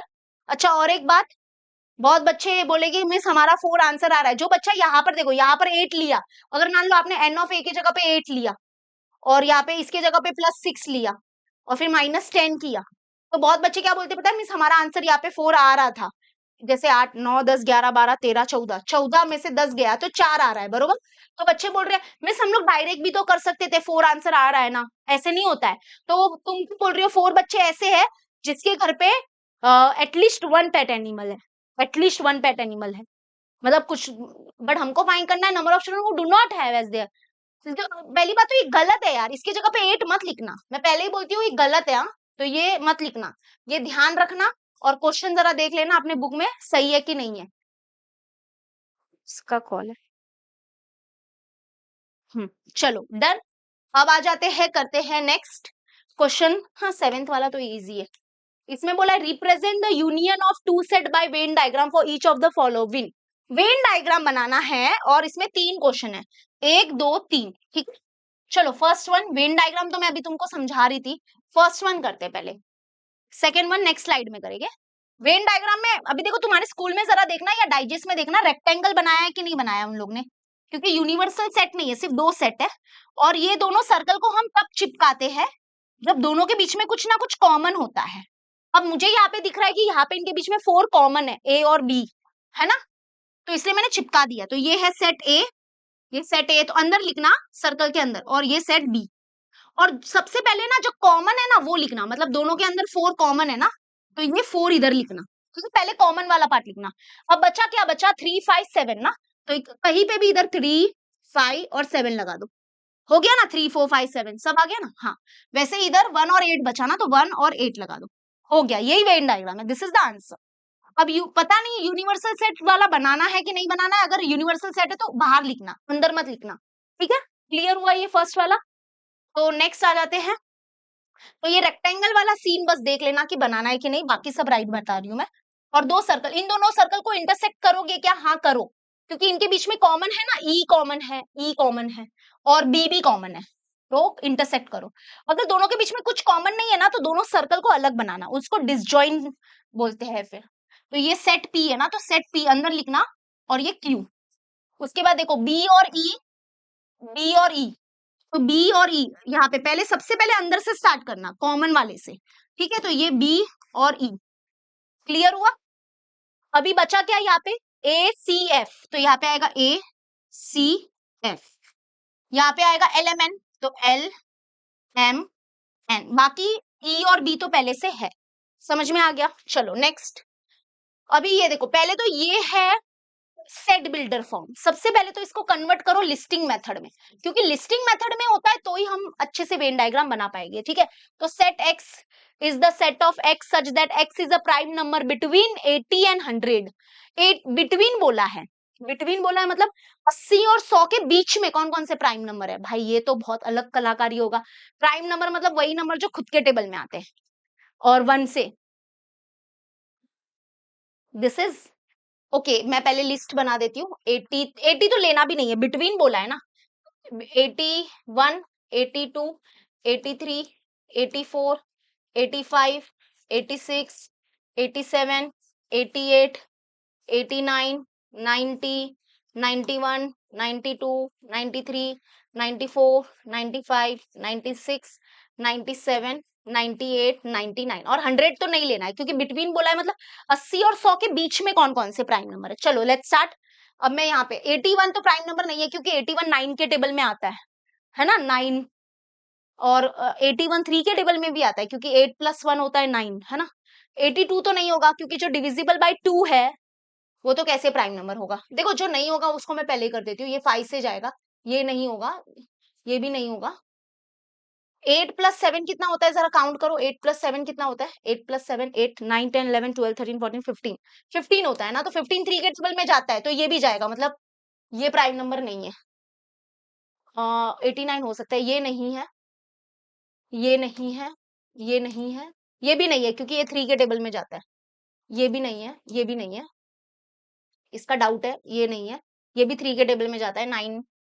तो अभी मेरे पास जो ऑप्शन की लिस्ट है 83 है, और 89 है, और 91 है, और 97 है, ठीक है।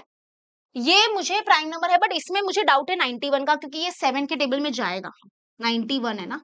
देखो प्राइम नंबर मतलब वो नंबर जो किसी भी टेबल में नहीं आते, सिर्फ खुद के टेबल में जाते हैं और 1 के टेबल में, ठीक है, अभी ये 7 के टेबल में शायद जाएगा, 7 वन जा 7, तो 2 बचा 1, 7 3 जा 21। तो ये थोड़ा सोचना तो पड़ेगा, नहीं तो तुम लोग को ऐसे डाउट आएगा, क्योंकि अभी मेरे को तो थोड़ा एक्सपीरियंस, इसलिए मैं फटाफट कर रही हूँ। तो ये भी प्राइम नंबर से निकल गया, क्योंकि ये 7 के टेबल में जाता है। बाकी 8 9 10 11 ये 3 के टेबल में नहीं जाएगा, बाकी ये 7 के टेबल में भी नहीं जाएगा, 7 वन जा 7 ये भी नहीं जाएगा। तो आई थिंक 3 लिस्ट मिला है मुझे सिर्फ। तो ये 83, 89 एंड 97, ठीक है, ये प्राइम नंबर है, ये प्राइम नंबर है बिटवीन 80 एंड 100। अब आ जाते हैं वाई सेट, देखते हैं। Set Y is the set of Y such that Y is an odd number between 90 and 100। चलो ऑड नंबर तो इजी है, और बिटवीन बोला है ना, तो 90 और 100 के बीच में कौन कौन से ऑड नंबर है? ऑड नंबर मतलब वो नंबर जो इवन नहीं है, मतलब जो 2 के टेबल में नहीं जाएगा। तो जैसे 91 ऑड है, 92 नहीं है, 93, एक छोड़ के एक लिखो, 94 नहीं, 95, 97, 98 नहीं, 99 हो गया। तो ये हमारे सारे ऑड नंबर्स हैं, ठीक है, क्लियर हुआ? ये 5 ऑड होते हैं, 5, हाँ चलो अभी इनका वेन डायग्राम बनाते हैं। तो वेन डायग्राम बनाएंगे, तो ये फर्स्ट सर्कल, ये सेकेंड सर्कल, दोनों को ज्वाइन क्यों किया है पता है? इन दोनों में एक कॉमन है, 97 मुझे कॉमन दिख रहा है। ओके, तो ये हो गया हमारा x और ये y अंदर लिखना। अब यहाँ पे पहले सबसे पहले कॉमन वाला लिखो 97, ठीक है, उसके बाद 2 बचेगा, तो ये आएगा 83 और 89, फिर यहाँ पे बचा 91, 93, 95, 97 भी लिखा, 99 हो गया। चलो क्लियर हुआ? किसी को कोई शक डाउट? अरे कुछ नहीं है, इजी है। चलो आ जाते हैं नेक्स्ट। अब आ जाते हैं क्वेश्चन नंबर 8। क्वेश्चन नंबर 8 करते हैं। बरोबर कर रहे हैं ना अपन? हाँ चलो, right the subset relation between the following set. अब यहां पर आपको थोड़ा सा होने वाला है इशू, पता है क्यों? क्योंकि अभी इसमें क्वाड्रिलेटरल के बारे में जानकारी पता होनी चाहिए। अभी एक्चुअली मैं तुमको सच बोलूं, ये ज्योमेट्री का कॉन्सेप्ट है। ज्योमेट्री में एक चैप्टर है, जरा इंडेक्स खोल के अभी देख सकते हो, चैप्टर नंबर 5 क्वाड्रिलेटरल्स, ठीक है। अब इसमें क्वाड्रिलेटरल के बीच में रिलेशंस आपको नहीं पता है, तो मैं थोड़ा आइडिया दे देती हूँ। सबसेट रिलेशन बताना है। देखो क्वाड्रिलेटरल्स, क्वाड्री का मतलब होता है 4, लेटरल का मतलब होता है साइड, मतलब जो 4 साइड वाले शेप होते हैं ना, 4 साइड वाले शेप, उसको बोलते हैं क्वाड्रिलेटरल, ठीक है। अब ऐसे बहुत सारे, सच बोलूं आपको, सच बोलूं बहुत सारे ऐसे क्वाड्रिलेटरल है, जैसे कि सबसे पहले फॉर एग्जांपल पैरेललोग्राम, पैरेललोग्राम, उसके बाद रेक्टेंगल, हाँ सही सुन रहे हो आप, पैरेललोग्राम हो गया, रेक्टेंगल हो गया, स्क्वायर हो गया, रोम्बस हो गया, ट्रेपेजियम हो गया, काइट हो गया, है ना। अभी काइट तो मैं नहीं लिख रही हूँ, ट्रेपेजियम भी मैं नहीं लिख रही हूँ, क्योंकि यहाँ पे नहीं है। चलो, क्वाड्रिलेटरल एक आपस में एक बहुत बड़ा शब्द है, ठीक है, that is the main. Quadrilateral बहुत प्रकार के होते हैं, तो ये, क्योंकि पैरेललोग्राम 4 साइड वाला ऐसे होता है, पैरेललोग्राम याद होगा आपको थोड़ा बहुत। रेक्टेंगल जिसके सारे एंगल्स 90 होते हैं, स्क्वायर मतलब जिसके सारे एंगल्स और सारे साइड इक्वल होते हैं, रोम्बस थोड़ा ऐसे होता है। ओके, थोड़ा गलत बना रही हूं मैं, रोम्बस ऐसे, समझ जाओ। तो अब इनके बीच में सबसेट रिलेशन लिखना है। तो एक्स है सेट ऑफ ऑल क्वाड्रिलेटरल, ठीक है। उसके बाद है नेक्स्ट है set of all Y, set of all rhombus, set of all square, set of all parallelogram, set of all rectangle. अभी देखो जितना मुझे लग रहा है कि मैं एक बात बताऊं, ये स्क्वायर हो गया, रेक्टेंगल हो गया, रोम्बस हो गया, पैरेललोग्राम हो गया, ये सब क्वाड्रिलेटरल है, ये सब क्वाड्रिलेटरल है ना। तो ये हमारा मेन है, ये हमारा सबसे बड़ा सेट है, यूनिवर्सल सेट है। ओके, तो ये जो चारों है ना, ये इसका सबसेट होगा, ये इसका सबसेट होगा, ये भी इसका सबसेट होगा, ये भी इसका सबसेट होगा। पहले ये समझा है ना। क्वाड्रिलेटरल तो सबसे मेन है ना, तो हम ऐसे बोल सकते हैं, ऐसे बोल सकते हैं कि S इज द, सबसे पहले इधर से स्टार्ट करती हूँ या उधर से करूँ, जिधर से भी करते हैं। S is the subset of X, क्योंकि जो स्क्वायर स्क्वायर क्वाड्रिलेटरल है, ठीक है। फिर V is the subset of X, फिर Y is also subset of X and T is also subset of X। ये पहला वाला सीन समझा, पहला वाला, ठीक है, सब सबसेट है X के। क्यों? X is the set quadrilateral, quadrilateral मतलब सबसे बड़ा, 4 साइड वाले शेप को क्वाड्रिलेटरल बोलते हैं, और ये सब क्वाड्रिलेटरल है, ठीक है। वो सुपर बोलते हैं ना, सबसे बड़ा यूनिवर्सल सेट है वो। अब आ जाते हैं नेक्स्ट। नेक्स्ट अभी इनके आपस के बीच में कौन क्या है, तो अगर आपको ये नहीं पता है तो बता देती हूँ, आप बस नोट डाउन करके रखना, क्योंकि आप चैप्टर नंबर 5 में पढ़ोगे उसको, मैंने तो वीडियो बना के रखा हुआ है। मैं एक बात बताऊं, एक बात बताती हूँ, रेक्टेंगल, स्क्वायर और रोम्बस, ध्यान से सुनना, रेक्टेंगल, स्क्वायर और रोम्बस ये सब पैलोरोग्राम है, ये सब पैलोरोग्राम है, ये इशारा देख लो। तो यानी कि rectangle is parallelogram, square is also parallelogram, rhombus is also parallelogram. ठीक है, ये याद रखना आप, लिख लो ना यार कहीं पे, इशारे दिए, तो यानी कि हम बोल सकते हैं, ध्यान से सुनना, स्क्वायर इज पैलोरोग्राम, मतलब जो भी स्क्वायर है वो सब पैलोरोग्राम है, इसका मतलब S is the subset of T, S is the subset of T, rectangle is also parallelogram, यानी कि V is the subset of T, and rhombus is also parallelogram, इसका मतलब Y is also subset of T. ठीक है, अब ये किया, ठीक है, तो अब ये पैलोरोग्राम को भी आउट कर सकते हो आप, आउट कर दो। सबसे पहले रेक्टेंगल वाला केस किया, फिर पैलोरोग्राम को भी आउट कर दो। अब इन तीन के बीच में, इन तीनों के बीच में भी सोचेंगे कि इन तीनों के बीच में कौन क्या है। तो अब इधर एक बात याद रखना, एक बात याद रखना, रेक्टेंगल के सारे एंगल 90, हाँ, तो square, square is rectangle, square rectangle होता है, कैसे? क्योंकि रेक्टेंगल के सारे एंगल 90 होते हैं, जिस क्वाड्रिलेटरल के सारे एंगल 90 होते हैं वो रेक्टेंगल होता है, तो ये याद रखना, इसलिए मैंने ऑर्डर में थोड़ा थोड़ा लिखा है कि स्क्वायर इज रेक्टेंगल। ठीक है, square is rectangle. And one more, क्या स्क्वायर रोम्बस है? यस, क्योंकि रोम्बस क्या होता है, जिसके सारे साइड इक्वल है वो रोम्बस है, तो यस स्क्वायर रोम्बस भी है। ये नेक्स्ट मिला, ठीक है, ध्यान से सुनना, थोड़ा अजीब लगेगा, थोड़ा नहीं समझ में आएगा, I know that, but please बेटा ध्यान से। तो अभी क्या हमने पकड़ा, हाँ, स्क्वायर जो है वो रेक्टेंगल है, स्क्वायर रेक्टेंगल है, और स्क्वायर रोम्बस भी है, तो स्क्वायर रोम्बस भी है। ठीक है, क्लियर हुआ? तो ये डन हुआ। अब नेक्स्ट, नेक्स्ट अभी आ जाते हैं, अभी तो बस आई थिंक मैंने सब लिख ही दिया है, उसके बाद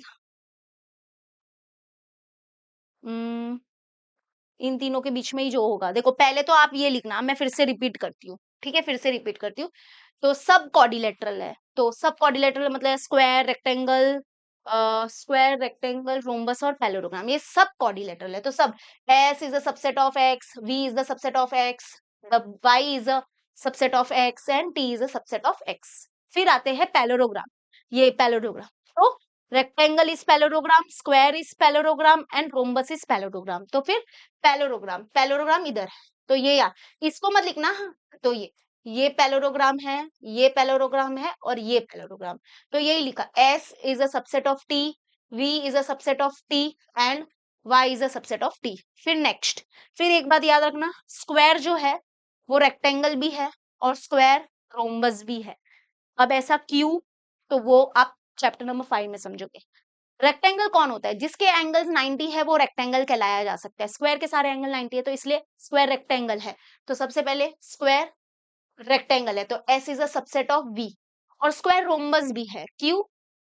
क्योंकि जिसके सारे साइड इक्वल होते हैं वो रोम्बस होता है, तो स्क्वायर के सारे साइड इक्वल भी है, इसलिए स्क्वायर रोम्बस है, ऐसा।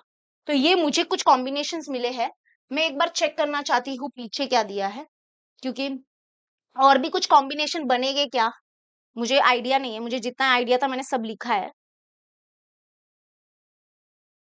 और हमारे आंसर्स राइट आ रहे हैं कि नहीं एक बार चेक जरूर कर लेना, मैं थोड़ा पढ़ाने में बिजी हूँ तो मैंने चेक ही नहीं किए कुछ आंसर्स। तो इन लोग ने कितने रिलेशन दिए हैं, ये तो मैंने भी दिया, 1 2 3 4, फिर 5 6 7 8 9, टोटल 9 रिलेशन दिए हैं इन लोग ने, 1 2 3 4 5 6 7 8 9, मैंने भी 9 दिए हैं, एंड जितना मुझे लग रहा है कि मैंने भी वही दिए हैं, एस के साथ S, S Y S V S T, हाँ मैंने भी दिया है ये, S Y S V S T, हाँ मतलब सब सही है। और मैंने आपको समझाने की, अच्छा इन लोग ने देखो रेक्टेंगल नहीं बनाया है, तो क्वेश्चन नंबर 7 में आई थिंक रेक्टेंगल मत बनाओ, क्योंकि यूनिवर्सल सेट नहीं है ना, तो ये रेक्टेंगल हटा देना, यूनिवर्सल सेट नहीं है। और मैं देखूं तो ये हमारे आंसर्स राइट है क्या, हाँ बरोबर ही लग रहा है, 19, हाँ ऐसे ऊपर नीचे चलता है वो, तो ये सब राइट ही है। अच्छा ये जो ये ऐसे लाइन वगैरह बनाना है क्या, वो जरूरी नहीं है, आई डोंट थिंक आप एक बार अपने स्कूल के टीचर्स को पूछ लेना कि ये लाइन वगैरह बनाना है क्या। यूनिवर्सल सेट वाला मत करो, जाने दो, क्योंकि इसमें यूनिवर्सल सेट था भी नहीं। ठीक है, अच्छा लाइन वाला क्या है कि जैसे अभी ये सेट एक्स है, उसको हम लोग सपोज करो ऐसे वर्टिकल लाइन बना रहे हैं, ठीक है पूरा। और सपोज करो ये जो सेट वाई है उसको हमने हॉरिजॉन्टल लाइन ऐसा बनाया, सॉरी ये वर्टिकल होता है, ये वर्टिकल और ये हॉरिजॉन्टल ऐसा। तो ये पूरा ऐसे सेकेंड सर्कल को ऐसा कर रहे हैं, और जो बीच वाला पोर्शन है ना उसमें ऐसा भी आएगा और ऐसा भी आएगा। तो ये अभी अगर आपको करना है तो करो ऐसा, ठीक है। वो पीछे दिया है, तो ये हो गया हमारा हॉरिजॉन्टल और ये हो गया ऐसे वर्टिकल। पता नहीं ये करना है कि नहीं, तो आप एक बार स्कूल के टीचर्स को पूछ लेना, क्लासेस के टीचर को पूछ लेना। बाकी हमारे जो आंसर्स आ रहे हैं वो सब सही आ रहे हैं क्या। यहाँ पे हमारा 4 आया था, ये 12 है, 135, 135, 12, 12, ये तो तुम लोग मुझे आंसर करोगे। 135, फिर यहाँ पे 57, 28, आई होप सही आंसर्स है। चलो अभी कुछ ही सम्स बाकी है, आर यू गाइज रेडी। चलो लास्ट 3 सम्स कमेंट में, आई होप आपने अपना नाम वगैरह सब बताया हुआ है। चलो let's start with question number 9। If m is any set, m कोई भी सेट है, then right m union empty and m intersection empty. मतलब अभी ये ना इसको समझना, इसको एक एग्जांपल से समझो। मैं बाजू में एक एग्जांपल ले ली हूँ, बिल्कुल जरूरी नहीं है कि ये आपको मतलब कि ये आपको क्या बोलते हैं, ये आपको नहीं लिखना है, मैं समझाने के लिए। बाय द वे इस पीडीएफ का नोट्स आपको इजी लर्निंग के ऐप में मिलेगा, फ्री स्टडी मटेरियल के सेक्शन में। तो मैंने जितने भी प्रैक्टिस सेट के भी जो पीडीएफ है वो भी मैंने प्रोवाइड किए हैं। एक बार बता देती हूँ क्योंकि बच्चों को ऐसा रहेगा कि नोट्स ये जो पीडीएफ में दूंगी, अभी जितने भी प्रॉब्लम सेट के पीडीएफ होंगे उसका नोट्स आपको कहाँ पे मिलेगा 2 मिनट में बताती हूँ। तब तक आप एक बार चेक कर लो आपने वीडियो को लाइक किया है कि नहीं, और पहुंचा दो इसको 10,000 20,000 लाइक पहुंचा दो, मजा आ जाएगा एकदम। फ्री मटेरियल है हमारे, एक होम पेज आता है उसमें फ्री मटेरियल आता है, तो वहां पर ही मैं क्लास 9 के फोल्डर में डालती हूँ, ठीक है। अब मुझे यहाँ पे बताना पड़ेगा, बता देती हूँ क्योंकि पहला वीडियो है। हाँ ये देखो फ्री इजी मटेरियल, हाँ देखो। तो ये ऐसा है ना, कुछ इंटरफेस आएगा, इजी लर्निंग का ऐप इंस्टॉल करना, ठीक है। और फिर यहाँ पे ये फ्री मटेरियल है, ये होम पेज रहेगा, फ्री मटेरियल में जाना, फ्री कंटेंट में जाना, ठीक। और उसके बाद ऐसे 9th का फोल्डर बना हुआ है, 9th, इस 9th के अंदर आपको गैलेक्सी मिस का फोल्डर दिखेगा और गैलेक्सी ऑफ मैक्स, क्योंकि हर टीचर का अपना अलग अलग फोल्डर है। तो गैलेक्सी मिस के अंदर मैं प्रॉब्लम सेट लगाऊंगी, ये तो नहीं है, ये तो 10th स्टैंडर्ड का है, तो प्रॉब्लम सेट पीडीएफ और उसमें डाल दूंगी, ठीक है। तो जितने भी अभी हमारे पीडीएफ हो गए उधर मिल जाएगी। चलो यहाँ पे बोला था m is any set, m कोई सेट ले लेते, मान लो 1 2 3 एनी सेट। और ये क्या होता है एम्प्टी सेट, एम्प्टी सेट मतलब खाली सेट, ठीक है, खाली है ये। तो अभी हमको इसके बीच में क्या निकालना है, m union empty. m union empty मतलब क्या, ये यूनियन का मतलब क्या होता है, यूनियन का मतलब इसके अंदर ऐसे एलिमेंट हो गए जो m में भी है और इसमें भी है, मतलब सब लिखना है, सब ऑल। तो सब लिख दो, सब 1 2 3, क्योंकि इसमें तो कुछ था ही नहीं तो इसमें क्या ही आएगा। तो मतलब m यूनियन एम्प्टी क्या मिला, वो मिला जो m खुद है, यानी कि m मिलेगा। तो मतलब इसका आंसर है कि m यूनियन एम्प्टी क्या होगा, m होगा, m है ना, ये देखो m, m 1 2 3 m है ना। और m इंटरसेक्शन एम्प्टी क्या होगा, इंटरसेक्शन का मतलब होता है कॉमन। तो मुझे एक बात बताओ, इसमें और इसमें क्या कॉमन है, कॉमन मतलब जो दोनों में हो, तो दोनों में कुछ भी कॉमन नहीं है, तो ये एम्प्टी होगा, ये एम्प्टी होगा, मतलब इसका आंसर होगा 5। एम्प्टी को ऐसे लिखते हैं ना 5, ये देखो। तो यहाँ पे सेकेंड आंसर है m intersection empty is empty set. समझ में आ रहा है आपको, एग्जाम्पल से बताया मैंने, देखो m इज एनी सेट। अभी आप बोलोगे मिस 1 2 3 कहां से लिया, अरे एक एग्जाम्पल लिया, कुछ भी ले लो, m एक सेट है और ये है एम्प्टी सेट। अगर मैं इनके बीच में यूनियन निकालूंगी, यूनियन मतलब ऑल, सारे एलिमेंट्स लिख दो, इसके और इसके सब लिख दो, तो सब लिख दिया, 1 2 3 तो है, बट ये कौन है, ये तो m निकला, ये और ये दोनों m, ये मतलब ये और ये दोनों सेम निकले। और इनके बीच में इंटरसेक्शन, इंटरसेक्शन मतलब कॉमन, तो इनके बीच में ऐसे एलिमेंट, इधर ऐसे एलिमेंट आएंगे जो दोनों में है, बट ये तो एम्प्टी है ना, तो ये एम्प्टी रह गया, ऐसा समझा। ये बस इतना ही लिखना है आपको, एग्जाम में सिर्फ इतना ही लिखना है, ये एग्जाम्पल नहीं बताना है। चलो नेक्स्ट आ जाते हैं, observe the Venn diagram and right the given set. चलो इंटरेस्टिंग है ये, तो गिवन सेट, यू मतलब यूनिवर्सल सेट, यूनिवर्सल सेट मतलब सारे एलिमेंट्स लिख दो पूरे, ये पूरा यूनिवर्सल सेट है सारे। ऑर्डर इज नॉट इंपॉर्टेंट, तो मैं स्टार्ट लेकिन 1 से ही करती हूँ। 1 है, 2 3 4 है क्या? हाँ 4 है। 5, यस 5, 6 6 6 6 है कहीं? 6 6 6 6 6 6 6 6 नहीं है। 7, हाँ 7 है, 7 है, 8 है, 9 है, 10 दिखा मुझे, 10 है, 11 है एंड 13 है, 11 है और 13 है। तो टोटल कितने हैं? 1 2 3 4 5 6 7 8 9 10 11, 11, 1 2 3 4 5 6 7 8 9 10 11, हाँ बरोबर है। चलो ये हो गया। अभी ए, सेट ए लिखो। सेट ए मतलब फर्स्ट सर्कल वाला, सर्कल नहीं है ओवल है, चलता है। तो मतलब ऑर्डर इज नॉट इंपॉर्टेंट, जो दिख रहा है वो लिखो। 2 7 3, यस 1 और 5 भी आएगा। ए भी हो गया। बी लिखो अभी। बी होगा 1 5, ये सेकेंड सर्कल वाला बी रिप्रेजेंट करता है, तो ये होगा 1 5 10 9 8, ठीक है। उसके बाद ये भी हो गया, ये भी हो गया है। ये क्या है? यू ए बी ए, अच्छा अच्छा सॉरी, ये पूरा एक साथ है। अभी ए यूनियन बी लिखना है। ए यूनियन बी मतलब इधर से लिखो, अभी इधर इंटरेस्टिंग। ए यूनियन बी मतलब, ए यूनियन बी मतलब ऐसे वैसे इधर से देखा जाए तो ये सब मतलब दोनों सर्कल वाले, बट इधर से देख लो। इधर ए यूनियन बी मतलब ए के एलिमेंट बी के एलिमेंट सबके लिख दो। तो ये पहले ये लिख देते हैं, 2 7 3 1 5, और इसमें 1 आ गया है, 5 आ गया है, 10 लिखना पड़ेगा। ए और बी के सारे एलिमेंट्स लिख दो। 10 9 8, 10 9 8 सब आ गया ना। देखो टोटल कितने हो गए? 1 2 3 4 5 6 7 8, 1 2 3 4 5 6 7 8, हाँ। अभी इंटरसेक्शन, इंटरसेक्शन मतलब कॉमन, कॉमन तो बहुत इजी है, ये डायग्राम से ज्यादा अच्छे से समझेगा। 1 और 5 है ना, 1 5 1 5, 1 कॉमा 5 हो गया। कितना इजी था, है ना, वेरी इजी। चलो नेक्स्ट, लास्ट सम फाइनली गाइस, और ये तो बहुत इजी है।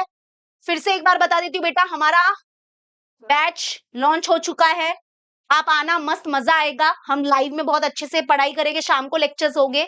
आप अपने मम्मी पापा से बात करवाना उनके लेक्चर्स के बारे में, कैसे टाइमिंग वगैरह के बारे में।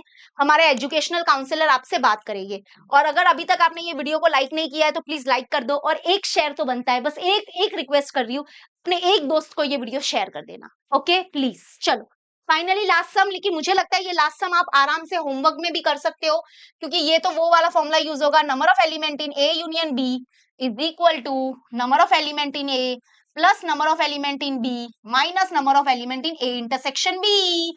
चलो ये फाइन करना है। ये हमारे पास है 7 प्लस 13 माइनस 4। चलो कमॉन गाइस बताओ कितना आया आंसर। ये कितना होगा? 20, 20 में से 4 निकालो, आंसर बताओ फटाफट, कमेंट में आंसर करो गाइस। जो कमेंट करेगा मैं ट्राई करूंगी, मुझे अगर आपका कमेंट दिखेगा एक लाइक तो मैं जरूर दूंगी, आपके कमेंट को मैं हार्ट जरूर दूंगी। तो गाइस कम ऑन, यस। मजा आया? मजा आया पूरे प्रैक्टिस सेट में? जो पार्ट नहीं समझा उसको एक दो बार फिर से देखना, मैं लिख के देती हूँ, आपको समझेगा।